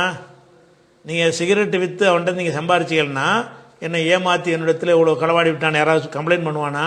கம்ப்ளைண்ட் பண்ண மாட்டான். அப்போ கம்ப்ளைண்ட் பண்ணுவதற்குரிய கிளைம் பண்ணுவதற்குரிய விஷயம் இருக்கும் என்று சொன்னால் திருந்தினாலும் கிளைம் பண்ணுறவனு கொடுத்தாகணும். கிளைம் பண்ண முடியாத ஹராமானதாக இருக்கும் என்று சொன்னால் நீங்கள் திருந்திட்டா உங்களுக்கு சொந்தமாயிரும். இந்த விஷயத்தை வித்தியாசம் செய்யணும், புரிஞ்சுக்கணும். இலங்கையில் சிலாபம் என்ற ஊரில் இருந்து ஃபவுசான் என்பவர் கேட்குறார், தொழுகை இல்லாத ஒரு முஸ்லீம் மரணித்தால் தனியாக அடக்கஸ்தலம் அமைத்து அதில் அடக்கம் செய்வது சரியா? இலங்கையில் இதை ஒரு ஊரில் நடைமுறை செய்கிறார்கள் போட்டு அதுக்கு ஒரு இமேஜ் மாதிரி அனுப்பியிருக்காரு. ஓப்பன் ஆகல, இந்த மாதிரி இமேஜாக தான் இருக்கும். சரி, அதாவது ஒரு ஊர் இருக்குது, அந்த ஊரில் என்ன செய்வாங்கன்னா இறந்தவன ஒரு தொழுகையாளியே இல்லையான்னு பார்ப்பாங்களாம். தொழுகையாளின்னா இந்த கபிரிஸ்தானுக்கு போ, தொழுகை இல்லாட்டி அந்த கபிரிஸ்தானில் போ அப்படின்னு சொல்லி என்ன செய்கிறாங்க, தொழுகை இல்லாதவருக்கு தனி கபிரிஸ்தான் வச்சுருக்காங்களாம், தொழுகையாளிகளுக்கு தனி கபிரிஸ்தான் வச்சுக்கிறாங்க. அந்த மாதிரி தொழுகை இல்லாதவரை முஸ்லீம்களுக்குரிய பொது கபிரிஸ்தான் அடக்காமல் வேறு ஒன்றில் அடக்கிறாங்களே, இது செய்யலாமா அப்படிங்கிறது தான் கேள்வி. பொதுவாக இந்த தொழுகை விஷயம் இருக்குல்ல, தொழுவாட்டி ஒருத்தன் காஃபிர் ஆயிடுவான் அப்படிங்கிற ஒரு கருத்து சில அறிஞர்கள்ட்ட இருக்கிறது. அதில் முக்கியமான அறிஞர் யாருன்னு கேட்டால் அஹ்மது இப்னு ஹம்பல், இப்னு ஹஸ்மு, இந்த இப்ன் பாஸ் இருக்கார்ல, சவுதியில் இருந்தார்ல, முஃப்தியாக இருந்தார், அந்த அப்துல்லா இபின் பாஸ், இவங்கெல்லாம் என்ன செய்கிறாங்கன்னு கேட்டால் தொழாட்டி காஃபிருங்கிறாங்க.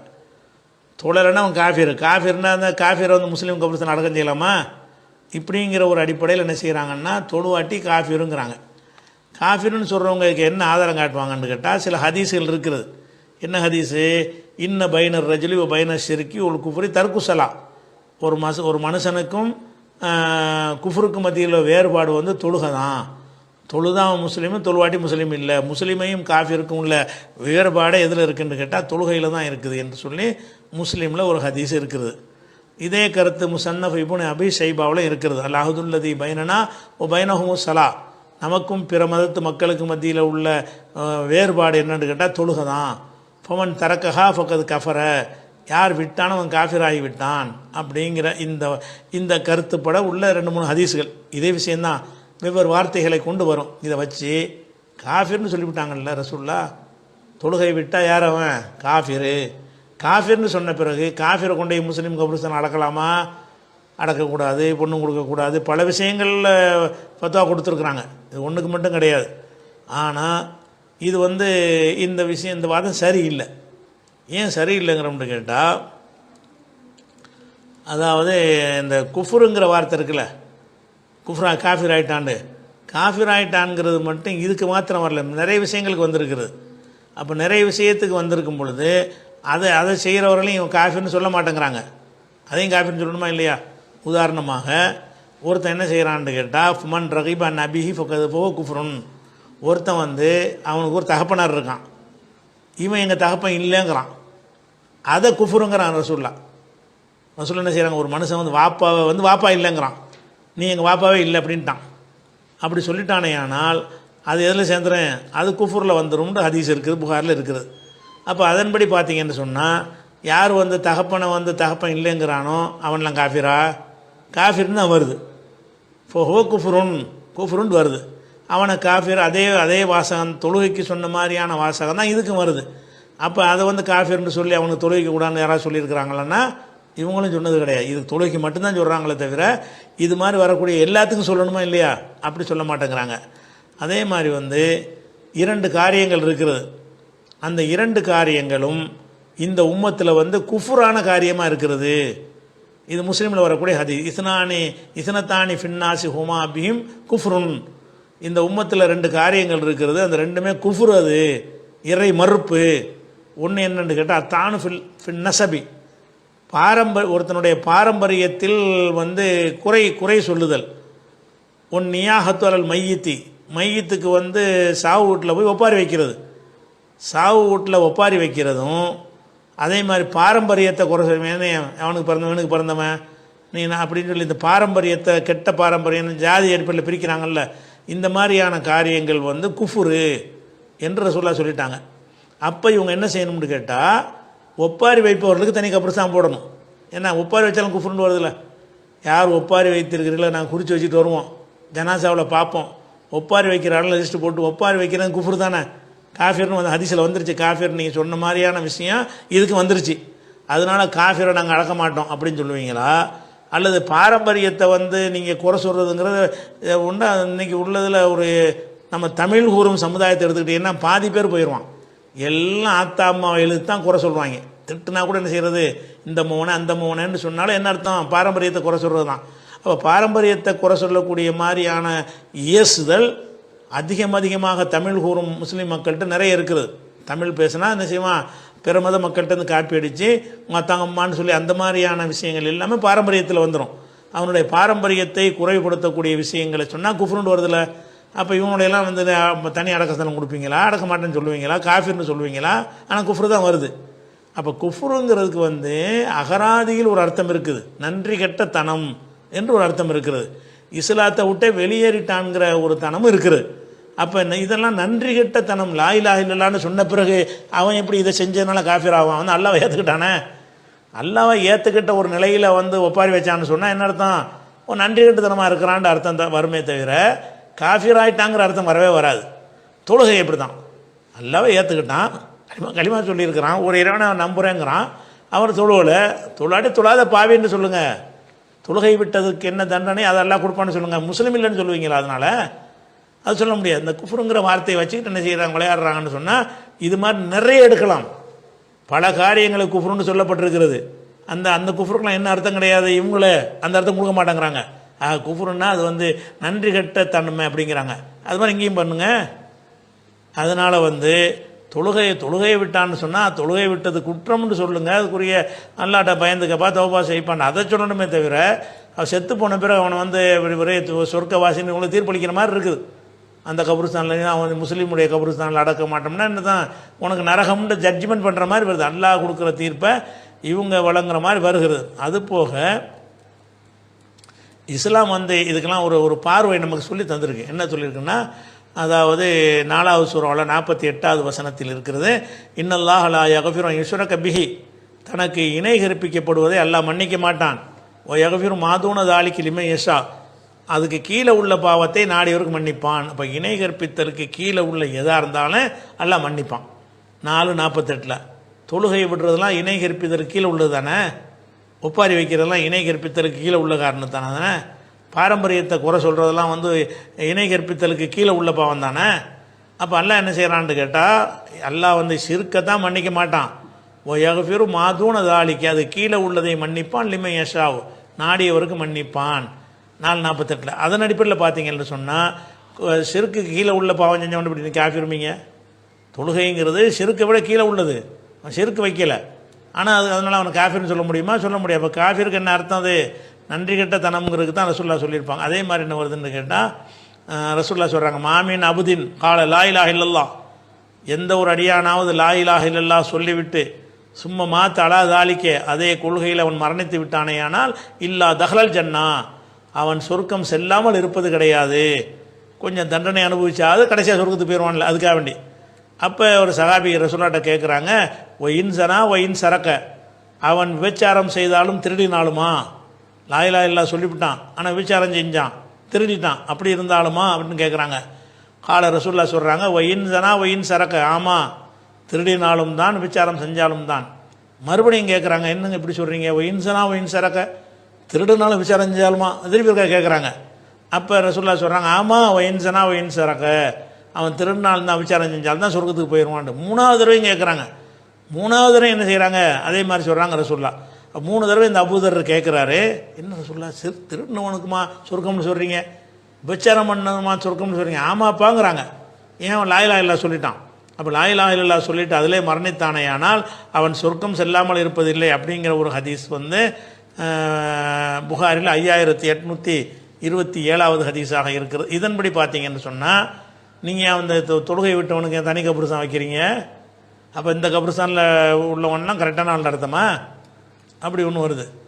அதே மாதிரி வந்து புகாரில் 129வது ஹதீஸில் வருகிறது, முஆத் இப்னு ஜபல்ட்ட ரசூலுல்லாஹ் சொல்கிறாங்க, மன் லக்கியல்லாஹ லா யுஷ்ரிகு பிஹி ஷையா தஹலல் ஜன்னா. அல்லாஹ்வுக்கு இணை கற்பிக்காமல் ஒருவன் வந்து அல்லாஹ்வை சந்திப்பானேயானால் அவன் சொர்க்கத்தில் நுழைந்து விடுவான். ரசூலுல்லாஹ் சொல்கிறாங்க, நீ அல்லாஹ்வுக்கு ஷிர்க் வைக்காம நீ வந்து அல்லாஹ்வை சந்திச்சாயானால் சொர்க்கம் செல்வாயின்னு ரசூலுல்லாஹ் சொல்லிட்டாங்க. அப்போ முஆத் இப்னு ஜபல் கேட்குறாங்க, அலாஹ் பஷிருன் நாஸ், அல்லாஹ்வுடைய தூதரை இதை மக்களுக்கெல்லாம் போய் இந்த நற்செய்தியை நான் பரப்பி விட்டுட்டுமான்னு கேட்குறாங்க.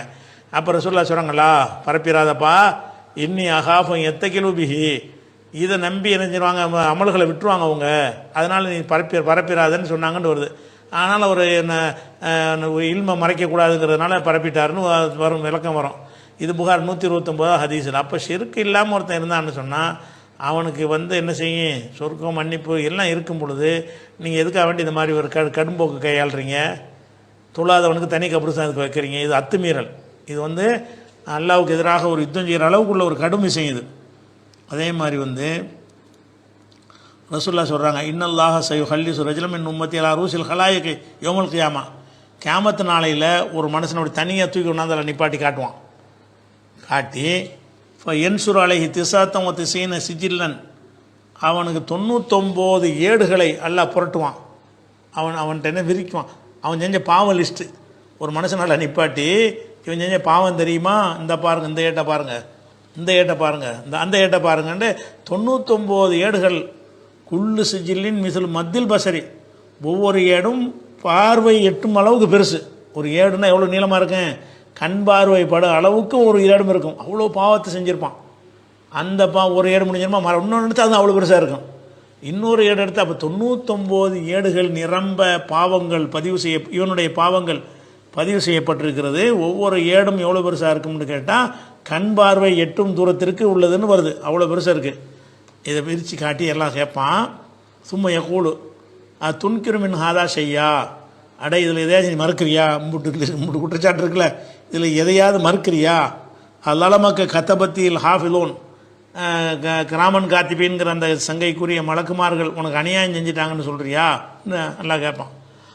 கூட அவன் சொல்லுவான், லா யா ரப்பி, இல்லை அல்லா, கரெக்டாக வந்து செஞ்சே தான் எழுதியிருக்கிறாங்க.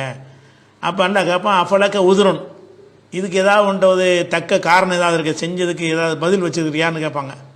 அவன் சொல்லுவான், லா யா ரப்பி, யார் இறைவனே, அப்படிலாம் ஒன்றும் இல்லை, நான் தப்பு தான் செஞ்சிட்டேன் அப்படின்னு. அப்போ அல்லாஹ் சொல்லுவானா, பலா, இல்லைடா, இன்னலக்க இந்தனா ஹசனத்தன், நம்மிடத்தில் உனக்குண்டு ஒரு நன்மை எழுதப்பட்டு இருக்கிறது. ஃபைன்னஹூலாதுல் மாலைக்கல் யௌம், இன்றைக்கு உன் மீது எந்த அநீதியும் கிடையாது அப்படின்றோன்னே ஒரு சீட் எடுத்து எல்லாம் காட்டுவான். என்ன சீட் அது? அஷ்ஹது அல்லா இலாஹ இல்லல்லாஹ் வ அஷ்ஹது அன்ன முஹம்மதன் அப்துஹு வ ரசூலுஹுன்னு இருக்கும். இதை காட்டுவான். டேய், இந்த பாரு, இவ்வளோ பாவம் செஞ்சுருக்கிற, ஆனால் இப்படி ஒன்று செஞ்சுருக்க தெரியுமா உனக்கு அப்படின்னு அஷ்ஹது அல்லா இலாஹ இல்லா எடுத்து காட்டுவான். அப்போ போய் கூடு ஒரு வசனக்க இந்த இடையை பாடுறா அப்படின்னு மாறலாம். அப்போ அவன் சொல்லுவான், அல்லவா என்னது இந்த ஒரு சின்ன சீட்டு வந்து உம்புட்டு 99 ஏட்டுக்கு மத்தியில் என்னத்துக்கு என்னத்தை செஞ்சிடும், என்ன இடையை கொடுத்துரும் அப்படின்னு சொல்லி அவன் கேட்பான். அப்போ அல்லாஹ் சொல்லுவான், இன்னக்கலா துதலமும், உனக்கு அநீதி இழைக்கப்படாதுன்னு சொல்லிட்டு அந்த 99 ஏடுகளையும் ஒரு தட்டில் அல்லாஹ் வைப்பான். இந்த அஷ்ஹது அல்லா இலாஹ இல்லல்லாஹ் வந்து இன்னொரு தட்டில் வைப்பான். இது கனமாயிரும் அப்படின்னு சொல்லிட்டு என்ன செய்கிறாங்க, ரசூலுல்லாஹ் சொல்கிறாங்கன்னு வருது. அப்போ ஒரு மனிதனுக்கு வந்து அந்த ஷிர்க்குங்கிற டாபிக் இல்லாமல் இருந்துட்டான்னு சொன்னால் எவ்வளோ பாவங்கள் இருந்தாலும் மன்னிக்கப்படுங்கிற அளவில் அந்த வாசல் வந்து இருக்குது. ஆனால் நாடியவருக்கு மன்னிப்பாங்கிறனால கவனமாக இருக்க வேண்டியது. நாடுனா தான் தண்டித்தாலும் தண்டிச்சிருவான், நாடினால் மன்னிப்பான்ங்கிற அந்த வாசலை அதை வழங்காமல் பாவம் செஞ்சிடக்கூடாது. அல்லாஹ் நாடினால் இது மட்டும் இருந்தாலே மன்னிச்சிருவான், நாடாட்டி மன்னிக்க மாட்டான்ல. ஷிர்க்கு கீழே உள்ளது நாடியவருக்கு தானே மன்னிப்பாங்கிறான். இந்த ஆள் நாடி லிஸ்ட்டில் வந்திருக்கான் இந்த ஆள். அப்போ அந்த மாதிரி இருக்கும் பொழுது நீங்கள் அல்லாவே நாடுனா அவனை கூட மன்னிப்பான்ல. உங்களுக்கு தொழுகாத ஒருத்தன் இருக்கிறான், நீங்கள் அல்லாஹ் மன்னிக்க மாட்டான்னு சொல்லி கொண்டு தனியாக அடக்கிட்டீங்கன்னு சொன்னால் அல்லாஹ் நாடி இருந்தாண்டா நீங்கள் அநீதியளித்தவர் ஆயிடுவீங்களா இல்லையா? அப்படி ஒன்று இருக்கிறது. அதே மாதிரி வந்து உசாமா ஃப்ரம் ஸ்ரீலங்காவிலேருந்து உசாமா என்பவர் கேட்குறாரு, ஒரு நபித்தோழர் இரவு தொழுகையை பற்றி நபிகள் நாயகம் அவர்களிடம் கேட்கும் பொழுது நபிகள் நாயகம் அவர்கள் இரவு தொழுகை என்பது 2 தொழப்பட வேண்டும் என்று அப்படி பதில் கூறினார்கள். இந்த ஹதீஸை வைத்து இரவு தொழுகையை எத்தனை ரக்காத்தில் வேண்டுமென்றாலும் தொழலாம் என்ற கருத்தில் நாம் இருக்கிறோம். இதை பற்றி நாம் அவர் இருக்கிறாராம், நான் இருக்கிறேன், இதை பற்றி உங்களுடைய கருத்து என்ன அப்படின்னு கேட்குறாரு. அதாவது நம்ம இரவு தொழுகைக்கு நம்ம ஒரு லிமிட்டு சொல்கிறோம். சுண்ணத்தான முறையில் தொழுவதற்கு சில லிமிட்டு நம்ம எடுக்கிறோம். நஃபிலுக்கு லிமிட்டு கிடையாது. உபரியாக நஃபிலாக நீங்கள் தொழுவ நினச்சிங்கன்னு சொன்னால் விடிய விடிய என்ன செய்யலாம், 100 ரக்காத்து கூட தொழுவலாம். அது நீங்களாக விரும்பி நிர்ணயித்து கொள்ளாமல், அடுத்த ஆளுக்கு அதை அறிவுரையாக போதிக்காமல், உங்களுக்கு வசதிப்படி என்ன செய்யலாம், ராத்திரி பூரா 2 வணங்கலாம், 20 தொழுவலாம், 10 தொழுவலாம், 40 தொழுவலாம், எவ்வளோ நாள் தொழுதுக்கலாம். நஃபில் நபி வழிங்கிற சுன்னத்துங்கிற அடிப்படையில் செய்வதாக இருந்தால் ரசூல் ஸல்லல்லாஹு அலைஹி வஸல்லம் அவர்கள் பல எண்ணிக்கையில் ஒரு 5-6 விதமாக செஞ்சு காட்டியிருக்கிறாங்க. அது மாதிரி 8-3 பரவலாக இருக்குது. அது இல்லாமல் 10-1, 9 ரக்காத்து, இப்படி பல விதமாக ரசூலுல்லாஹ் செஞ்சுருக்கிறாங்க. இவற்றில் ஒன்றை செய்வது தான் சுன்னத்துன்னு செய்வதாக இருந்தால் நீங்கள் இஷ்டத்துக்கு எவ்வளவும் செஞ்சிட முடியாது. சுன்னத்து தொழுது முடிச்சு விட்டு இது நானாக விரும்பி இப்போ செய்கிறேன்னு சொன்னேன். விரும்பி செய்கிறத பிரச்சாரம் பண்ணக்கூடாது. சுன்னத்தை பிரச்சாரம் பண்ணலாம். இரவில் 8-3 தொழுதார்கள், நீங்களும் தொழுவுங்கன்னு அடுத்த ஆளுக்கு அறிவுரை சொல்லலாம். நான் நஃபில் 50 தொழுவுறேன், நீங்களும் 50 தொழுவுங்கன்னு சொல்லக்கூடாது. பிரச்சாரம் செய்வது நஃபில்னாலே அவன் விருப்பத்துக்கு பட்டது, உன் விருப்பத்துக்கு பட்டது எப்படி எனக்கு திணிப்பேனி. அதனால் நஃபில்ங்கிற முறையில் செய்வதற்கு எவ்வளோக்கு அனுமதி இருக்கிறது, அதை பற்றி இவர் கேள்வியில் கேட்கல. இவர் கேட்குற என்னட்டா இரவு தொழுகை தான் கேட்குறாரு. இரவு தொழுகைனாலேயே அந்த சுன்னத்தை தான் கேட்குறாரு. இரவு தொழுகைக்கு இவர் என்ன கேட்குறாருன்னு கேட்டால், இரவு தொழுகையை பற்றி ரசூல்லாட்ட ஒருத்தர் கேட்குறாரு. அப்போ ரசூல்லா செய்கிறாங்க 2 தொழுவுன்ட்டாங்க. இதிலிருந்து இவர் விளங்குறாராம். என்ன விளங்குறாருன்னு கேட்டால், 2 தொழுவுன்னு சொன்னதில் இருந்து எவ்வளோ ஒன்றாலும் தொழுவலான்னு வழங்குது. அது என்ன 8, அது என்ன 10, அது என்ன 12, 2 தொழணும்ன்ற அர்த்தம். எத்தனை வேணாலும் தொழலாம் என்று நாம் விளங்குகிறோம். உங்கள் கருத்து என்னன்னு கேட்குறாரு. அதாவது ஒன்றிலிருந்து ஒன்றை விளங்குவதாக இருந்தால் அந்த கருத்து அந்த சொல்லில் இருக்கணும். அப்போ தான் வழங்க முடியும். நீங்களாக வழங்குறது மனம் வச்சு பண்ண வழங்க முடியாது. அதாவது எப்படி தொழணும்னு கேட்குறாரு. 2 தொழணும். 2 தொழணும் என்பது அந்த தொழுகையுடைய முறையை சொல்லுமா, 2 விடிய தொழுகிட்டே இருங்கிற அந்த அர்த்தம் தருமா, அதில் விளங்க இயலுமா? என்ன அந்த கேள்வி, என்ன கேள்வின்னு கேட்டால், அதாவது மாத்தரா ஃபி ஸலாத்தில் லைலி, இரவு தொழுகையை பற்றி நீங்கள் என்ன சொல்கிறீர்கள் என்று ஒரு ஹதீஸில் வருது கேள்வி. புகாரில் 472. அப்போ ரசூலுல்லாஹ் சொல்கிறாங்க மசனா 2 தொழுவுன்ட்டாங்க. இது ஒரு ஹதீஸ். இன்னொரு ஹதீஸில் 473 புகாரியில் இந்த கேள்வி எதை பற்றின்னு சொன்னால், எந்த அளவுங்கிறத பற்றின கேள்வியே இல்லை. கைஃப ஸலாத்துல் லைலி, கைஃபன்னா எவ்வாறு, எந்த முறையில் இரவு தொழுகை தொழுவதுன்னு கைஃபங்கிற வார்த்தை அதனுடைய முறையை சொல்வதற்கான கேள்வி தான். கேள்வி எப்படி வருதுன்னா, கைஃப ஸலாத்துல் லைலி, இரவு தொழுகையுடைய முறை எவ்வாறு என்று கேட்கும் பொழுது மசனா 2 தொழுவுப்பா. அப்போ இரவு தொழுகையை நீ 10 தொழுந்தாலும் 2 தொழுவு, 8 தொழுதாலும் 2 தொழுவு, 13 தொழுதாலும் 2 தொழுவு, இரவு தொழுகைன்னு தொழு வந்துட்டேன்னு சொன்னால் 2 தொழுவு. அதுதான் வருமே தவிர 2 40 வரைக்கும் தொழுதுக்க, 2 50 வரைக்கும் தொழுதுக்க, 2 60 வரைக்கும் தொழுதுக்கன்ற அந்த அர்த்தம் வர எவ்வளோ வேண்டான அர்த்தம் அதில் கிடைக்குமா? 2 எப்படி தொழணும்னு கேட்கும் பொழுது 2 தொழுவுன்ற அந்த முறையை சொன்னாங்கன்னு சொன்னால் அதிலிருந்து முறையை வழங்குவோமா, ரக்காத்துடைய எண்ணிக்கையை வழங்குவோமா? அதுலேருந்து விளங்குறதுக்கு சோர்ஸ் இருந்தால் தானே விளங்கணும். அந்த சொல்லில் அந்த கருத்து இல்லையே விளங்குறதுக்கு, நீங்களாக விளங்கிறது வழக்கமாகும். அப்படிங்கிறது தான் விஷயம். எப்படிங்கிறத கேட்டோம்னா எப்படிங்கிறது மட்டும்தான். எத்தனைன்னு கேட்டால் தான் எத்தனைங்கிற கேள்விக்கு அர்த்தம் வேறு, எப்படிங்கிற ஒரு கேள்விக்கு அர்த்தம் வேறு. எப்படி சாப்பிடுவது அப்படின்னு கேட்குறாரு. 2 இட்லியாக சாப்பிடுங்கிறோம். அது எதை குறிக்கும்? முதல்ல வைக்கிற 2 எடுத்து வைங்கிறத குறிக்குமே தவிர எத்தனை திங்க போகிறானோ அது 2 தவிர 2 நீ பாட்டுக்கு விட்டிய தின்னுக்கிட்டே இரு அப்படிங்கிற அந்த எண்ணிக்கையை சொல்வதற்கு அது வர எண்ணிக்கை அது பேசலது. கூட தின்றாலும் குறைய தின்றாலும் அதில் அடங்காது. அதை பற்றி பேசலது. அது வேறு ஆதாரம் தான் காட்டணும். எவ்வளவு தொழணுங்கிறதுக்கு நீங்கள் வேறு ஆதாரம் காட்டணுமே தவிர இந்த ஹதீஸ் எவ்வளவுங்கிறத பற்றி பேசக்கூடிய சொல் இல்லை. எப்படிங்கிறது அந்த அர்த்தத்தை தராது. அதே மாதிரி இன்னொரு ஹதீஸில் என்ன வருதுன்னு கேட்டால், இது முஸ்லீமில் வர ஹதீஸ். இதில் எப்படி வருதுன்னு கேட்டால் இதே விஷயந்தான். கைஃப ஊத்திரு ஸலாத்தல் லைலி, இரவு தொழுகையில் நான் எப்படி ஒத்தப்படையாக தொழுவது அப்படின்னு கேட்குறாரு. அப்போ ரசூலுல்லாஹ் சொல்கிறாங்க மன் ஸல்லா ஃபல்யுஸல்லி மஸனா ரெண்டு ரெண்டாக தொழுதுட்டு வா, கடைசியாக ஒன்று தொழுவுன்ட்டாங்க. அப்போ அந்த முறையை தான் கேட்குறாரு. வித்திரு தொழுகை, வித்திருன்னு ஒத்தையாக வருது, ஒத்த தொழுகைன்னா எங்கனக்குள்ளே நான் ஒத்தை ஆகிறது அப்படின்னு கேட்குறாரு. இதே கேள்வி தான். ரெண்டு ரெண்டுங்கிற பதில் சொன்னாங்களே, அதுக்குரிய இன்னொரு கேள்வி இன்னொரு சந்தர்ப்பத்தில் கேட்கும்போது என்ன செய்கிறாங்கன்னா, கைஃப ஊத்திரு சலாத்த லெய்லி, இரவு தொழுகையில் நான் எப்படி வித்திராக ஆக்குவது அப்படின்னு கேட்குறாங்க. அப்போ ரசூலுல்லாஹ் சொல்கிறாங்க, தொழுதுன்னா ரெண்டு ரெண்டாக தொழுதுட்டு வா, கடைசியில் ஒரு ரக்காத்தை செஞ்சிட்டீங்கன்னா எல்லாம் சேர்ந்து ஒத்தையாக போயிடும். அதாவது 12 ரக்காத் தொழுது விட்டு ஒரே ஒரு ரக்காத் தொழுதுட்டீங்கன்னா மொத்தம் சேர்த்து ஒத்தப்படை ஆயிரும், வித்திராக ஆகிக்கிறோம் அப்படின்னு ரசூலுல்லாஹ் சொன்னாங்கன்னு ஹதீஸ் வருது. அப்போ இதெல்லாம் வச்சு பார்க்குற நேரத்தில் இந்த நீங்கள் சொல்லக்கூடிய இந்த ஹதீஸ் வந்து எவ்வளோ உண்டாலும் அன்லிமிட்டு தொழுது கொள்ளலாம்ங்கிற ஒரு அர்த்தத்தை தரவே தராது.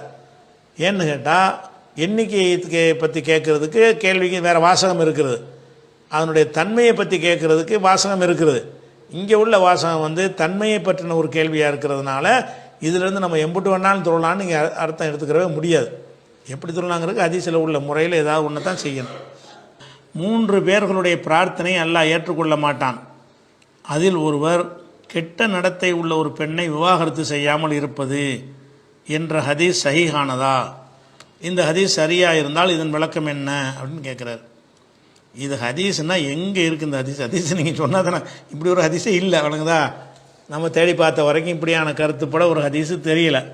என்ன வார்த்தைக்கு என்ன அர்த்தம் செஞ்சாங்க, என்ன முடிவு, அந்த அரபி மூலத்தோட அந்த வாசகத்தை நீங்கள் போட்டால் தான் தேடி எடுக்க முடியும். நம்ம தேடி பார்த்த வரைக்கும் இந்த கருத்தில் ஒரு ஹதீஸே இல்லை. 3 பேருடைய பிரார்த்தனை ஏற்றுக்கிற மாட்டானா. அதில் ஒரு ஆள் யாருன்னு கேட்டால், பொண்டாட்டி விபச்சாரம் செய்கிறான்னு தெரிஞ்சு இருந்து விவாகரத்து செய்யாமல் இருந்தால், விபச்சாரம் செஞ்சால் விவாகரத்து பண்ணலைன்னு சொன்னால் உன் துவாவை அல்லாஹ் ஏற்றுக்கிற மாட்டான். அப்போ அல்லாஹ் துவாவை ஏற்றுக்கொள்ள மாட்டான் என்கிற கேட்டகிரி 3 பேருக்கு இருக்கிறது. அதில் ஒரு ஆள் யார் என்று கேட்டால், நடத்தை கெட்ட மனைவியை வந்து விவாகரத்து செய்யாமல் இருப்பது என்று ஹதீஸ் சரியான்னு கேட்குறாரு.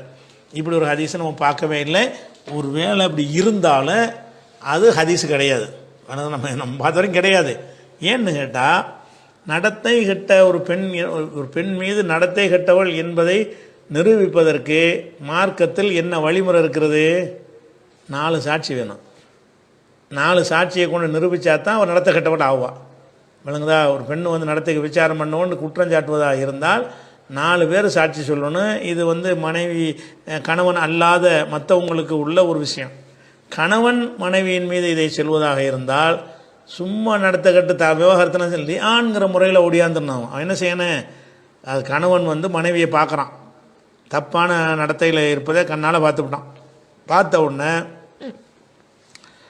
தப்பான இதில் பார்த்துட்டான்னு சொன்னால் என்ன செய்யணும்? அவன் ஜமாத்தில் வந்து சமுதாயத்தில் முறையிடணும், இந்த மாதிரி என் மனைவியை நான் பார்த்துட்டேன். அப்போ இஸ்லாம் என்ன பண்ணும்னு சொன்னால், அவன் வந்து லிஆன்கிற முறையில் நீ 4 சாட்சி வேணும்.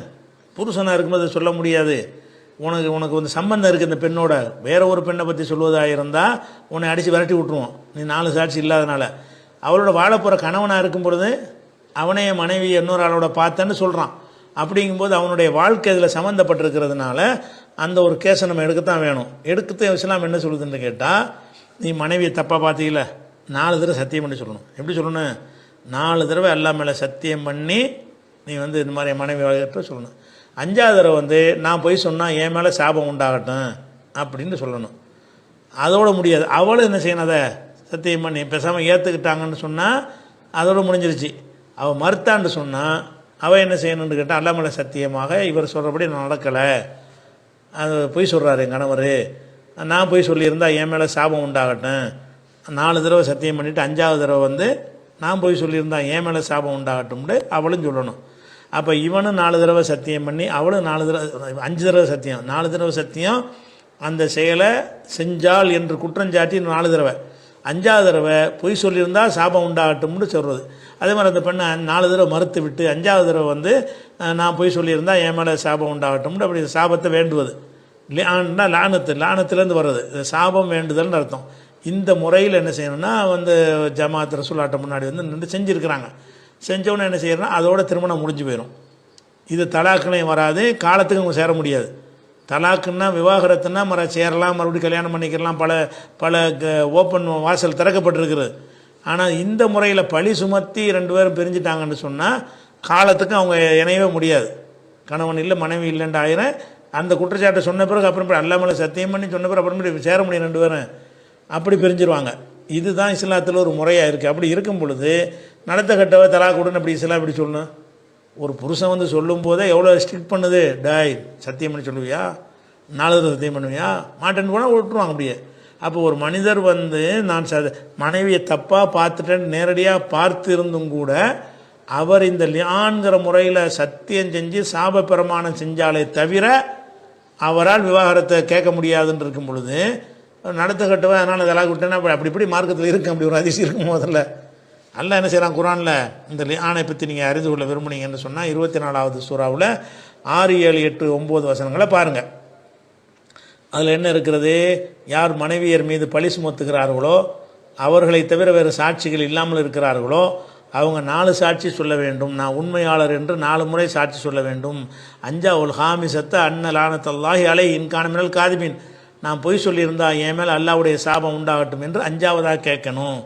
ஓ எதிரவான்கள் அதாபான் தஷஹத அர்பா ஷஹாதாத்தின் பில்லாஹி இன்னஹு லமினல் காதிபின், இவன் பொய் சொல்கிறான், என் புருஷன் பொய் சொல்கிறான் என்று 4 தடவை அந்த பெண் என்ன செய்வாள்?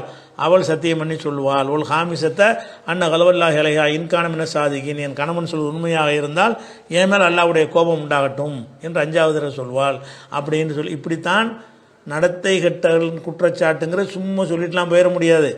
நடத்தை கெட்டவள்னு நீங்கள் சொல்வதாக இருந்தால் கான்ஃபிடெண்ட்டாக வந்து சாபத்தை கேட்குற அளவுக்கு நீங்கள் என்ன செய்யணும்? அவ்வளோ உறுதியாக நீங்கள் இருக்கணும். சாபத்தை நான் நாசமாக போனாலும் பரவாயில்லை, நான் பொய் சொல்லியிருந்தால் அழிஞ்சு போகிறேன் அப்படி சொல்லி நீங்கள் ஆன் பண்ண முறையில் தான் விவாகரத்து நடக்கணுங்கும் போது மனைவி நடத்த கட்டவொடனே விவாகரத்து கேட்டு எல்லா துவாவை ஏற்றுக்கிற மாட்டான்னு அதிசயம் இருக்குமா? இருக்காது. அதே மாதிரி இந்த லியான் ரசூல்லா காலத்தில் ஒரு சம்பவம் நடந்தும் இருக்கிறது. அது புகாரில் 5308வது ஹதீஸில் இருக்கிறது. அப்போ என்ன செய்கிறாங்கன்னா, இந்த மாதிரி ஒரு பெண்ணும் ஆணும் அதே மாதிரி செஞ்சுருவாங்க. 2 பேரில் யாரோ ஒரு பொய் சொல்லியிருக்காங்கன்னு விளங்குறது. ஆனாலும் இந்த லியான் பண்ணியிருக்கிறாங்க. பண்ணி ரசூல்லா நினைச்சிட்டாங்க, பிரித்து வச்சுட்டாங்க அப்படிங்கிறத பார்க்குறோம். அடுத்ததாக அப்துல் ரஹீம் என்பவர் கேட்குறாரு, அல்லாஹும்ம பாரிக்கு லனா ஃபி ரஜப ஒ ஷபான ஒ பல்யகுனா ரமலான் என்கிற துவாவை ரஜபு மாதம் தொடங்கியுடன் ஓதுவதற்கு ஆதாரம் உள்ளதா கேட்குறாங்க. அதாவது அல்லாஹும்ம பாரிக் லனா ஃபி ரஜப ஒ ஷாபான் என்று வரக்கூடிய ரஜபுலையும் ஷாபான்லையும் எங்களுக்கு வந்து பரக்கத் செய்வாயாகன்னு சொல்லி ரஜபு மாதம் வந்துட்டால் ரசூல்லா ஓதுவாங்க என்று ஒரு ஹதீஸ் இருக்குது. கான நபி ஸல்லல்லாஹு அலைஹி வஸல்லம் இதா தஹல ரஜபு மாதம் வந்து விடும் என்று சொன்னால் ரசூல்லா சொல்லுவார்கள், அல்லாஹும்ம பாரிக் லனா ஃபி ரஜபின் ஒ ஷாபான், ரஜபு ஷாபான் மாதங்களில் அல்லாஹ் எங்களுக்கு பரக்கத் செய்வாயாக என்று சொல்வார்கள் இருக்குது. இது எங்கே இருக்குன்னு கேட்டால் முஸ்னது அகமதில் இந்த ஹதீஸ் இருக்கிறது. அதே மாதிரி தபுரானியுடைய அவுசத்தில் இருக்கிறது, பஸாரில் இருக்கிறது, தர்ஹீபு தர்ஹீப்ங்கிற நூலில் இருக்கிறது, பைஹக்கியுடைய ஷோபுல் ஈமானில் இருக்கிறது. எல்லாத்துலேயுமே ஜாயிதா பின் அபீர் ருகாத் என்பவர் அறிவிக்கிறார். என்னோட அறிவிப்பாளராக யார் வர்றா? ஜாயிதா என்பவர் வருகிறார். இந்த ஜாயிதா என்பவர் யாருன்னு கேட்டால் புகாரி நசை போன்ற அறிஞர்கள்லாம் முன்கருள் ஹதீஸ், இவருடைய ஹதீஸ் நிராகரிக்கப்பட வேண்டியவை என்று சொல்லியிருக்கிறார்கள். அபூதாவுது வந்து இவருடைய ஹதீஸை நான் அறியவே மாட்டேன் அப்படின்னு சொல்லியிருக்கிறாரு. அதே மாதிரி வந்து அபு ஹாத்தம் ராசி அவங்க என்ன சொல்கிறாங்கன்னு கேட்டால் இவர் நிறைய முன்கரான நிராகரிக்கிற ஹதீஸுகளை அவர் அறிவித்திருக்கிறாரு அப்படிங்கிறாங்க. அதே இது ஒரு விஷயமாச்சா. அதுக்கப்புறம் இவர் யார்கிட்ட அறிவிக்கிறார்னா ஜியாதின் நுமைரிங்கிறவர்கிட்ட அறிவிக்கிறார். ஜாயிதாங்கிறவரே இப்படிப்பட்ட பலவீனம் இருக்குது. அந்த ஜாயிதா யார்கிட்ட அறிவிக்கிறார்னு கேட்டால் ஜியாத் அன் நுமைரி என்பவர்கிட்ட அறிவிக்கிறார். அந்த ஜியாத் அன் நுமைரி யார் என்று கேட்டிங்கன்னு சொன்னால் அவரை இப்னு முயின், அபூதாவுது 2 பேரும் பலவீனம் என்று சொல்லியிருக்கிறார்கள். அதே மாதிரி இப்னு ஹிப்பான் கூட இவர் தவறாக சொல்லக்கூடியவர் என்று சொல்லுகிறார்கள். அதுக்கப்புறம் வந்து முன்கருள் ஹதீஸ், இவர் ஹதீஸ் நிராகரிக்கப்பட வேண்டியது அப்படின்னு சொல்லியிருக்கிறார்கள். அதனால் இந்த 2 பலவீனத்தில் இருக்கிறதுனால அல்லாஹும்ம பாரிக் லனா ஃபி ரஜபன் வரக்கூடிய அந்த துவா வந்து சரியான துவா கிடையாது. அவ்வளோவா ரஜபுக்குன்னு ஒரு துவா ஓதுவாங்கன்னு வருதுல, அது சரியானது கிடையாது. அதே அப்துல் ரஹீம் தான் கேட்குறாரு, சில எண்ணெய்கள் பயன்படுத்துவதால் தலைமுடி கருப்பு நிறமாகும் என்றால் அதை பயன்படுத்தலாமான்னு கேட்குறாரு. அதாவது சில எண்ணெய், சில ஆயில் இருக்கும், அதை தலைக்கு போட்டோம்னா அது கருப்பு நிறமாயிரும் அப்படிங்கிற மாதிரி சில எண்ணெய்கள் விற்பனையில் இருக்கிறது. அந்த எண்ணெயை போட்டால் கருப்பு நிறமாகுது, அதை பயன்படுத்தலாமா அப்படின்னு சொல்லி கேட்குறாங்க. நீங்கள் எண்ணெயை போட்டு கருப்பாகிறதுங்கிற கருப்பு சாயத்தையே போடலாம்னு இருக்க. நீங்கள் விரும்புனீங்கன்னு சொன்னால் கருப்பு சாயத்தை அடிச்சுக்கிறது கூட மார்க்கத்தில் தடை கிடையாது. ஏன்னா தடை மாதிரி வரக்கூடிய ஹதீஸுகள்லாம் சரியில்லாமல் இருக்கிறது. வேணும்னா அந்த கருப்பு சாயம் பூசலாமா என்பதற்குரிய ஆர்டிக்கல் ஏற்கனவே நம்ம போட்டிருக்கிறோம். அதனுடைய ஸ்க்ரீன்ஷாட்டை மட்டும் உங்களுக்கு போடுறேன். அதே மாதிரி நீங்கள் டைப் பண்ணி பார்த்து என்ன செய்யலாம், அந்த அந்த அந்த வீடியோவை விரிவாக விளக்கப்பட்ட ஆய்வு செஞ்ச ஒரு வீடியோ இருக்கிறது, அதில் பார்த்துக்கலாம். இப்போ நேரடியாகவே கருப்பு சாயம் பூசினாலும் தப்பு இல்லை என்று இருக்கும் பொழுது ஒரு எண்ணெயை பூசி அதனால் அது கருப்பாகும் என்றால் அதை எப்படி தடுக்க முடியும்? அது தடுக்க முடியாது. தாராளமாக என்ன செய்யலாம், அந்த மாதிரி எண்ணெய் இருந்தாலும் பூசிக்கொள்ளலாம். கருப்பு சாயத்தை கூட நீங்கள் என்ன செய்யலாம், பூசிக்கொள்வதற்கு தடைன்னு வரக்கூடிய ஹதீஸுகள் சரியில்லாமல் இருக்குது. தடை இல்லைங்கிற ஹதீஸுகள் தான் இருக்குது. அபூபக்கர் போன்ற சஹாபாக்கள்லாம் கருப்பு சாயம் பூசினார்கள் என்பதற்கு இன்னும் நிறைய ஆதாரங்கள்லாம் இருக்கிறது. அந்த ஆய்வில் நம்ம சொல்லியிருக்கிறோம். அதை நீங்கள் தேடி பார்ப்பதற்காக இந்த இமேஜை உங்களுக்கு போட்டு விட்றேன். நீங்கள் அதே மாதிரி டைப் பண்ணி என்ன செய்யுங்க, அந்த ஆர்டிக்கலை பார்த்துக்கிறங்க, அந்த வீடியோவை. அடுத்து ஒருத்தங்க கேட்டிருக்கிறாங்க, ஒரு கேள்வி பதில் நிகழ்ச்சியில் ஜின்கள் ஒட்டு கேட்பதை பற்றி கூறினீர்கள். ஆனால் முகமது நபி காலத்தில் அது முழுமையாக தடுக்கப்பட்டு விட்டது என்று குர்ஆன் வசனம் கூறினீர்கள். மேலும் ஜின்கள் ஒட்டு கேட்டு கொண்டிருந்த காலத்தில் குறி பார்ப்பவர்களுக்கு அதை சொல்லி கொடுத்ததாகவும் அதன் காரணத்தினால் அவர்களது கணிப்பு சரியாக இருந்ததாகவும் கூறினீர்கள். எனது கேள்வி, ஜின்கள் மனிதர்களோடு எப்படி பேசிக்கொண்டார்கள்? சுலைமான் நபியை தவிர யாருக்கும் ஜின்னை வசப்படுத்தி அல்லாஹ் கொடுக்கவில்லையே கேட்குறாங்க. அதாவது இவங்க என்ன செய்கிறாங்கன்னா, ஏற்கனவே நம்ம சொன்ன ஒரு பதிலில் கூடுதல் ஒரு விளக்கத்திற்காக வேண்டி இந்த ஒரு கேள்வியை கேட்குறாங்க. ஏற்கனவே என்ன சொல்லியிருந்தோம்னு கேட்டால், ஜின்னு சைத்தான்லாம் தான். ஜின்கள் என்ன செய்கிறாங்கன்னு கேட்டால், வானுலகம் வரைக்கும் மேலே வரைக்கும் அவங்களுக்கு தான் அந்த இது விமானம் இதெல்லாம் தேவையில்லை. அந்த அவங்களுடைய படைப்பு கண்ணுக்கு தெரியாத படைப்பாக இருக்கிறதுனால ஈஸியாக மேலே போயிடுவாங்க, நெருப்பால் படைக்கப்பட்டதுனால. அப்போ மேலே வரைக்கும் போய் என்ன செய்வாங்கன்னு கேட்டால், மலக்குமார்கள் பேசுவாங்கல்ல, அந்த பேசுகிற பேச்சுக்களில் ஏதோ சில விஷயங்கள் மலக்குமார்கள் தங்களுக்குள்ளே பேசிக்கிடுவாங்க. அது நடக்க போது, நாளைக்கு அங்கே மழை பெய்ய போகுது, இங்கே மழை பெய்ய போகுதுன்னு ஏதோ ஒன்று அல்லாட்டேருந்து வந்த செய்தியை ஒரு கலந்துரையாடல் மாதிரி பண்ணிகிட்டு இருப்பாங்க போல இருக்குது. அதை இந்த ஜின்கள் என்ன செய்யும், ஒட்டு கேட்டு ஜோசியக்காரன் காதில் போட்டு விட்டோன்னே அவங்க அதோட 100 பொய்யை கலந்து மக்கள்கிட்ட சொல்லுவாங்க. அதில் தான் 1-2 கரெக்டாக அமைஞ்சிருது அப்படிங்கிற மாதிரி ஒரு ஹதீஸ் இருக்குது. அதை வச்சு தான் கேள்வி கேட்டிருந்தாங்க. அப்போ நம்ம என்ன செஞ்சுருந்தோம்னு கேட்டால், ஒட்டு கேட்குற விஷயமெல்லாம் ரசூலுல்லாஹ் காலத்தோடு முடிஞ்சு விட்டது. ஏன்னா ரசூலுல்லாஹ் வந்த பிறகு என்ன ஆச்சுன்னு சொன்னால், அது தடுக்கப்பட்டு விட்டார்கள். ரசூலுல்லாஹ் வந்த பிறகு என்ன செய்ய, இன்னா குன்னா நகூது மக்காயிதலி சமை, நாங்கள் முந்தி ஒட்டு கேட்டுக்கொண்டு இருந்தோம். ஜின்கள் பேசியதாகவே ஜின் என்ற அத்தியாயத்திலேயே இந்த 9வது வசனத்தில் அல்லாஹ் இதை சொல்லி காட்டுறான். அவன் எஸ்தமையில் ஆன எஜிதுல் ஷிஹாபன் ரசதா, யார் இன்னைக்கு ஒட்டு கேட்க வருகிறானோ அவன் தீப்பந்தத்தை சந்திப்பான் அப்படின்னு குர்ஆனில் தடுக்கப்பட்டுருச்சு. இது ஏற்கனவே சொன்னது. இதில் தான் அவங்க கேள்வி கேட்குறாங்க. ஏற்கனவே என்ன சொன்னோம்னு கேட்டால், இந்த ஒட்டு கேட்டு ஜின்கள் ஒட்டு கேட்டு ஜோசியக்காரனுக்கு சொல்லி நடக்குங்கிற ஒரு விஷயம் இருக்குல்ல, அதெல்லாம் இந்த உம்மத்துக்கு பயப்பட கவலைப்பட தேவையே இல்லை. முந்தைய உம்மத்துகளுக்கு தான் இருந்தது. அவங்க ஜோசியக்காரன்ட்டு போய் தேவை சொல்லி அவன் அதை மக்கள்கிட்ட கொண்டு போய் சொல்லும்போது ஒன்று உண்மையாகி போயிடும், ஒரு சில விஷயங்கள் உண்மையாக மாறி போயிடும் அப்படின்னு நம்ம சொல்லியிருந்தோம். அதில் ஒரு விஷயம் தெளிவாக இருக்குன்னு, நம்ம உம்மத்துக்கு இது பஞ்சாயத்து கிடையாது. இந்த காலத்தில் எந்த ஜோசியக்காரனுக்கும் போய் எந்த ஒரு ஜின்னும் எந்த ஒரு செய்தியும் சொல்ல முடியாது. ஏனென்றால் அவர்கள் அங்கே ஒட்டு கேட்பதை விட்டு தடுக்கப்பட்டு விட்டார்கள். ரசூலுல்லாஹ் அனுப்பப்பட்ட பிறகு அவங்க தடுக்கப்பட்டு விட்டார்கள். அதில் டாபிக் முடிஞ்சிருச்சு. இப்போ இவங்க கேள்வி என்னன்னு கேட்டால், முந்தைய சமுதாயத்துக்கு வச்சுக்கிறோம், முந்தைய சமுதாயத்துக்கு போய் ஜின்கள் போய் ஜோசியக்காரன்ட்ட போய் சொல்லி கொடுக்கும் என்று சொன்னால் ஜின்னுக்கு மனுஷனுக்கு தொடர்பு இருக்கிற மாதிரி வருத. அது சுலைமான் நபிக்கு எல்லாம் வசப்படுத்தி கொடுத்தான், ஓகே. இந்த ஜின்கள்லாம் ஜோசியக்காரனை போய் பார்த்து இந்தப்போ அப்படி ஒரு பேசிக்கிட்டாங்க, எப்படி ஒரு செய்தி இருக்குது அப்படின்னு உரையாடல் பண்ணுற மாதிரி எல்லாம் வந்துச்சுன்னு சொன்னால், அப்போ ஜின்களை அல்லாஹ் சைத்தான் இந்த ஜோசியக்காரனுக்கெல்லாம் எல்லாம் கட்டுப்படுத்தி கொடுத்துருந்தானா? அப்படி தான் அவங்களுக்கு கேள்வி. இதை நல்ல கேள்வி தான். ஆனால் அதில் ஒரு அடிப்படையான ஒரு விஷயத்தை விளங்கிட்டோம்னு சொன்னால் நமக்கு அந்த சந்தேகம் விலகிடும். அடிப்படையான விஷயம் என்னென்னு கேட்டால், அதாவது முதல் அடிப்படை, ஷைத்தான் ஜின் இருக்காங்கல்ல, அதை நம்ம பார்க்க முடியாது. பேசிக்கான விஷயம். எப்படி பார்க்க முடியாது? 7வது சூறாவில் 27வது வசனம். நமக்கு முடியாது. ஏன்னா இது நான் யாருக்கு பார்க்க முடியாதுன்னா, உம்மத்தை முகமதியாவுக்கு இதெல்லாம் சொல்லலை, ரசூலுல்லாஹ்வுடைய உம்மத்துக்கு சொல்லலை. யாபனி ஆதம்னு எல்லாம் கூப்பிட்றான். ஆதமுடைய மக்களே, ஆதமுடைய மக்கள் அனைவருக்கும் சொன்ன சட்டம் இது. நம்மளும் வருவோம், முந்தைய சமுதாயமும் வரும். யாபனி ஆதமுடைய மக்களே, லா எஃப்தினன்னக்கும் ஷைத்தான், ஷைத்தான் உங்களை குழப்பிவிட வேண்டாம். கமா அஹ்ரஜ் அபவைக்கும் மினல் ஜன்னா, சொர்க்கத்திலிருந்து உங்களுடைய பெற்றோரை அந்த ஆதம் ஹவ்வாவை வெளியேற்றியது போல உங்களையும் செஞ்சிட வேண்டாம் அப்படின்னு சொல்லிட்டு இன்னஹு யராக்கும் ஹுவ வ கபீலு அவனும் அவனை சேர்ந்தவர்களும் உங்களை பார்க்கிறார்கள் மின் ஹைது லா தரவுனஹும் நீங்கள் அவர்களை பார்க்காத விதத்தில் பார்க்கிறார்கள். அப்போ இதில் என்ன வழங்குது? ஜின்னை நம்ம பார்க்க முடியாது, ஷைத்தானை பார்க்க முடியாது. ஆனால் ஜின்னும் ஷைத்தானும் நம்மளை பார்ப்பாங்க. ஜின் ஷைத்தான்கள் நம்மளை பார்ப்பாங்க. நம்ம இங்கே கூட ஜின்னு இருக்கலாம், பார்க்கலாம், ஷைத்தான் இருக்கலாம். ஆனால் நம்ம அதை என்ன செய்ய முடியாது, பார்க்க முடியாதுங்கிறது பேசிக் முதல்ல.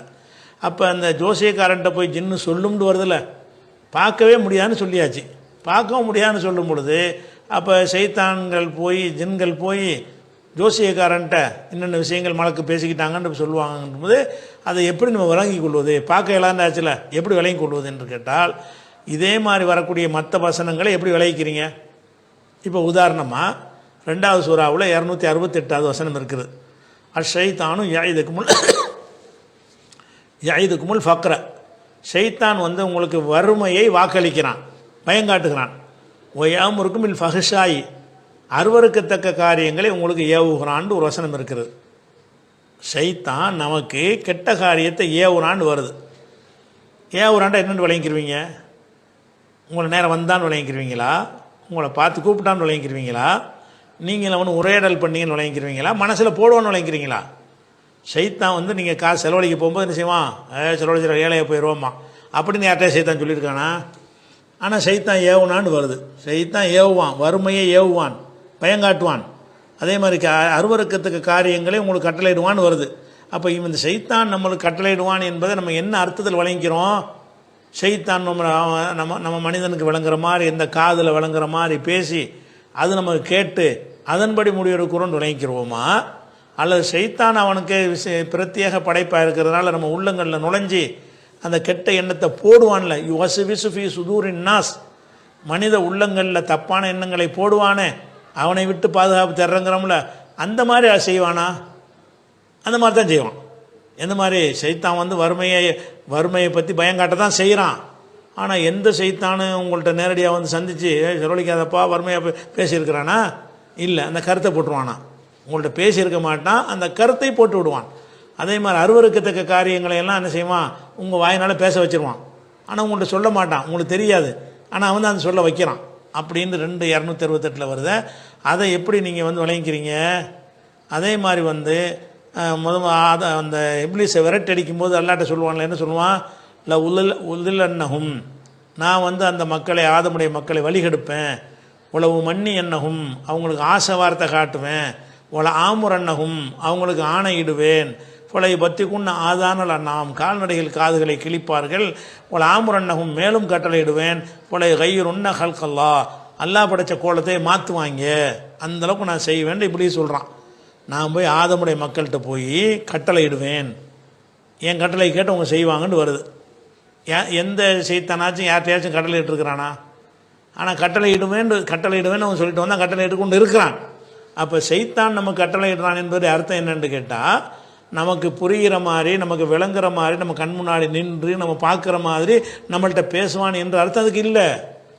அந்த கருத்தை உள்ளத்தில் போடுவோம். அது அல்ல, அந்த சக்தியை கொடுத்துருக்கான். ஷைத்தானுக்கு என்ன கொடுத்துருக்கான்? கெட்ட எண்ணத்தை உள்ளத்தில் போட்டு என்ன செய்கிறது? இதை செய்யணும், நல்லா இருக்கும்னு நம்ம மனசில் போட்டு விட்டுருவான். மனசில் கொண்டை வசுஃபி சுதூரின்னாசுன்னு அதான் அர்த்தம். மனித உள்ளங்களில் தவறான எண்ணங்களை போடுவானே, அவனை விட்டு பாதுகாப்பு தேடுங்கன்னு நல்லா சொல்கிறான்ல, அவன் செய்கிற வேலை அதுதான். அப்போ இப்லீஸ் வந்து நம்மளை வழிகெடுப்பான், நம்மளை வந்து இந்த மாதிரி கெடுப்பான்னு பல விஷயங்கள் இருக்கிறது. அப்போ இந்த மாதிரி ஷைத்தான் நம்மளை என்னென்ன மாதிரி செய்வான்னு வருகிறதோ அந்த விஷயங்களை நீங்கள் எப்படி விளங்கிட்டீங்க? ஷைத்தான் வந்தான்னு விளங்கிட்டீங்களா? ஷைத்தானை பார்த்தான்னு விளங்கிட்டீங்களா? ஜின்னு உங்களுக்கு சந்திப்பு நடத்தின விளங்கிட்டீங்களா? எப்படி விளங்கிட்டீங்க? கல்புல போடுவான்னு விளங்கிட்டீங்கல்ல, அதே தான் இதுவும். ஜோசியக்காரன் கல்புல போய் போட்டுருவான். ஜோசியக்காரனை பார்க்கவும் மாட்டான், அவன் இவனையும் பார்க்கவும் மாட்டான். ஜோசியக்காரன் கல்புல போய் என்ன செய்வான்? ஒரு செய்தி மாதிரி இப்படி அவன் ஜோசியக்காரன் மனசில் தென்படும். ஓ, இப்படி நடக்க போகுது. அது அவனாக சொல்கிறது இல்லை. ஷைத்தான் வந்து மலக்கேள் பேச ஒட்டுக்கிட்டு வந்து போடுறத வந்து அந்த கருத்தை உள்ளே போட்டோன்னு என்ன செய்யணும்? அந்த ஜோசியக்காரனுக்கு வந்து அவனுக்கு அந்த செய்தி வந்து தோன்ற ஆரம்பிச்சிடும். அப்படித்தான் போடுவானே. ஷைத்தான் போடுற விதம்னு ஒரு இருக்கா இல்லையா? ஷைத்தான் வந்து ஜின்னும் ஷைத்தானும் மனுஷனுக்குள்ள எந்த மாதிரி ஊடுருவார்கள் என்பதற்கு ஒரு பொதுவான அளவுகோல் இருக்குது. சுலைமான் நபி மாதிரி நேருக்கு நேரம் போயெல்லாம் செய்ய மாட்டார்கள். எந்த மாதிரி முறையில் செய்வார்கள் என்று கேட்டால், நம்ம கல்புல நுழைந்து என்ன செய்வாங்க, அவங்க நினைக்கக்கூடிய கருத்துக்களை போட்டுவிட முடியும். அந்த மாதிரி தான் அந்த ஜோசிய கருத்தையும் போடுவார்கள்னு விளங்கிட்டோம்னு சொன்னால் நமக்கு எந்த ஒரு குழப்பமும் இருக்காது. அதுதான் அதில் உள்ள விஷயம். அடுத்ததாக பேர் இல்லாத ஒரு கேள்வி தான் வருது. கேம் டெவலப்மெண்ட் மூலம் உழைக்கக்கூடிய பணம் இஸ்லாமிய பார்வையில் ஹலாலா அல்லது ஹராமா, விளக்கம் தரவும்னு கேட்குறாரு. இந்த கேம் டெவலப்மெண்ட்டாக என்ன செய்வீங்க என்னங்கிற எனக்கு தெரியலை. முதல்ல ஹலாலா ஹராமானா அந்த செயல் ஹலாலாக இருந்துச்சுன்னா அதுலேருந்து வரக்கூடிய வருமானமும் ஹலால் தான். இந்த கேம்களில் நம்ம பொழுதுபோக்காக அந்த கேம் பார்க்குறது, அதுக்கெல்லாம் மார்க்கத்தில் ஒரு அதுக்குரிய விதிக்கு உட்பட்டிருந்தால் அனுமதிக்கப்பட்டது இருக்கிறது. அந்த மாதிரி நம்ம பார்ப்பதற்கு எதுக்கு அனுமதி இருக்கிறதோ அந்த அளவுக்கு நீங்கள் அதை செஞ்சீங்கன்னு சொன்னால் அதில் வருமானம் ஹலால் ஆயிரும். எது பார்க்கக்கூடாத ஒன்றமாக இருக்குதோ, வன்முறை தூண்டுற மாதிரி பல விஷயங்கள் அதில் வருதுங்கிறாங்க. இதை கேமை பார்த்து தற்கொலையெல்லாம் பண்ணிக்கிறாங்க.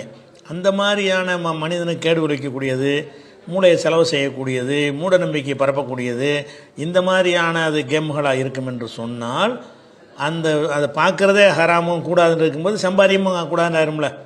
எதை நீங்கள் பார்க்கலாமோ, அவங்க பிள்ளைகளை பார்க்க அனுமதிக்கலாமோ அந்த அளவுக்கு அந்த கேமில் வேலை செஞ்சு கொடுத்தீங்கன்னா அதில் கூட வருமானம் ஹலால் ஆயிரும். எது நம்ம பார்க்குறதுக்கு தடுக்கப்பட்டிருக்கிறதோ, அனுமதிக்கப்பட்டதா இல்லையோ, அந்த மாதிரி விஷயமா இருந்தால் என்னவாயிரும், அது ஹராம் ஆயிரும். அதுதான் அளவுகோல்.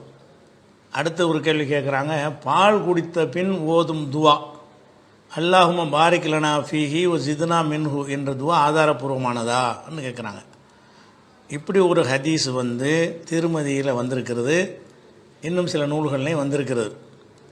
அதாவது திருமதியில் வந்திருக்கிறது, ஷமாயில் திருமதியில் வந்திருக்கிறது, நசையுடைய அமலுல் யோமுல் லைலாவில் வந்திருக்கிறது, இதே மாதிரி பகவியுடைய நூலில் வந்திருக்கிறது, அபுதாவுது பைஹக்கின் நிறைய நூல்களில் இந்த ஹதீஸ் வந்திருக்கிறது. எல்லா நூல்கள்லையுமே இந்த ஹதீஸ் அறிவிக்கக்கூடிய ஒரு ஆள் யார் வர்றாருன்னுட்டா அலி இப்னு ஸைத் என்பவர் அறிவிக்கிறார்.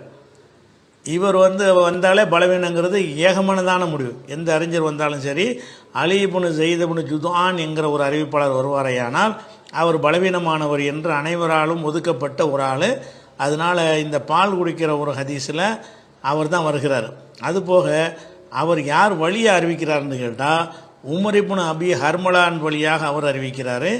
அவரும் சரியான ஒரு ஆள் கிடையாது, அவரும் பலவீனமான ஒரு ஆள்.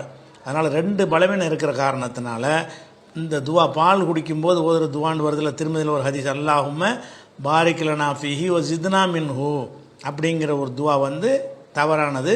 அது பால் குடிக்கும்போது ஓதுறதுக்குன்னு பிரத்யேகமான துவாவெல்லாம் கிடையாது. விளங்குதா? சும்மா எல்லாத்தையும் போல பிஸ்மில்லான்னு சொல்லி குடிக்க வேண்டியதான். ஆக இன்றைய லைவை நம்ம இதோடு முடித்துக்கொள்கிறோம். இன்ஷா அல்லாஹ் நம்ம அடுத்த வாரத்தில் சந்திக்கலாம். அஸ்ஸலாமு அலைக்கும்.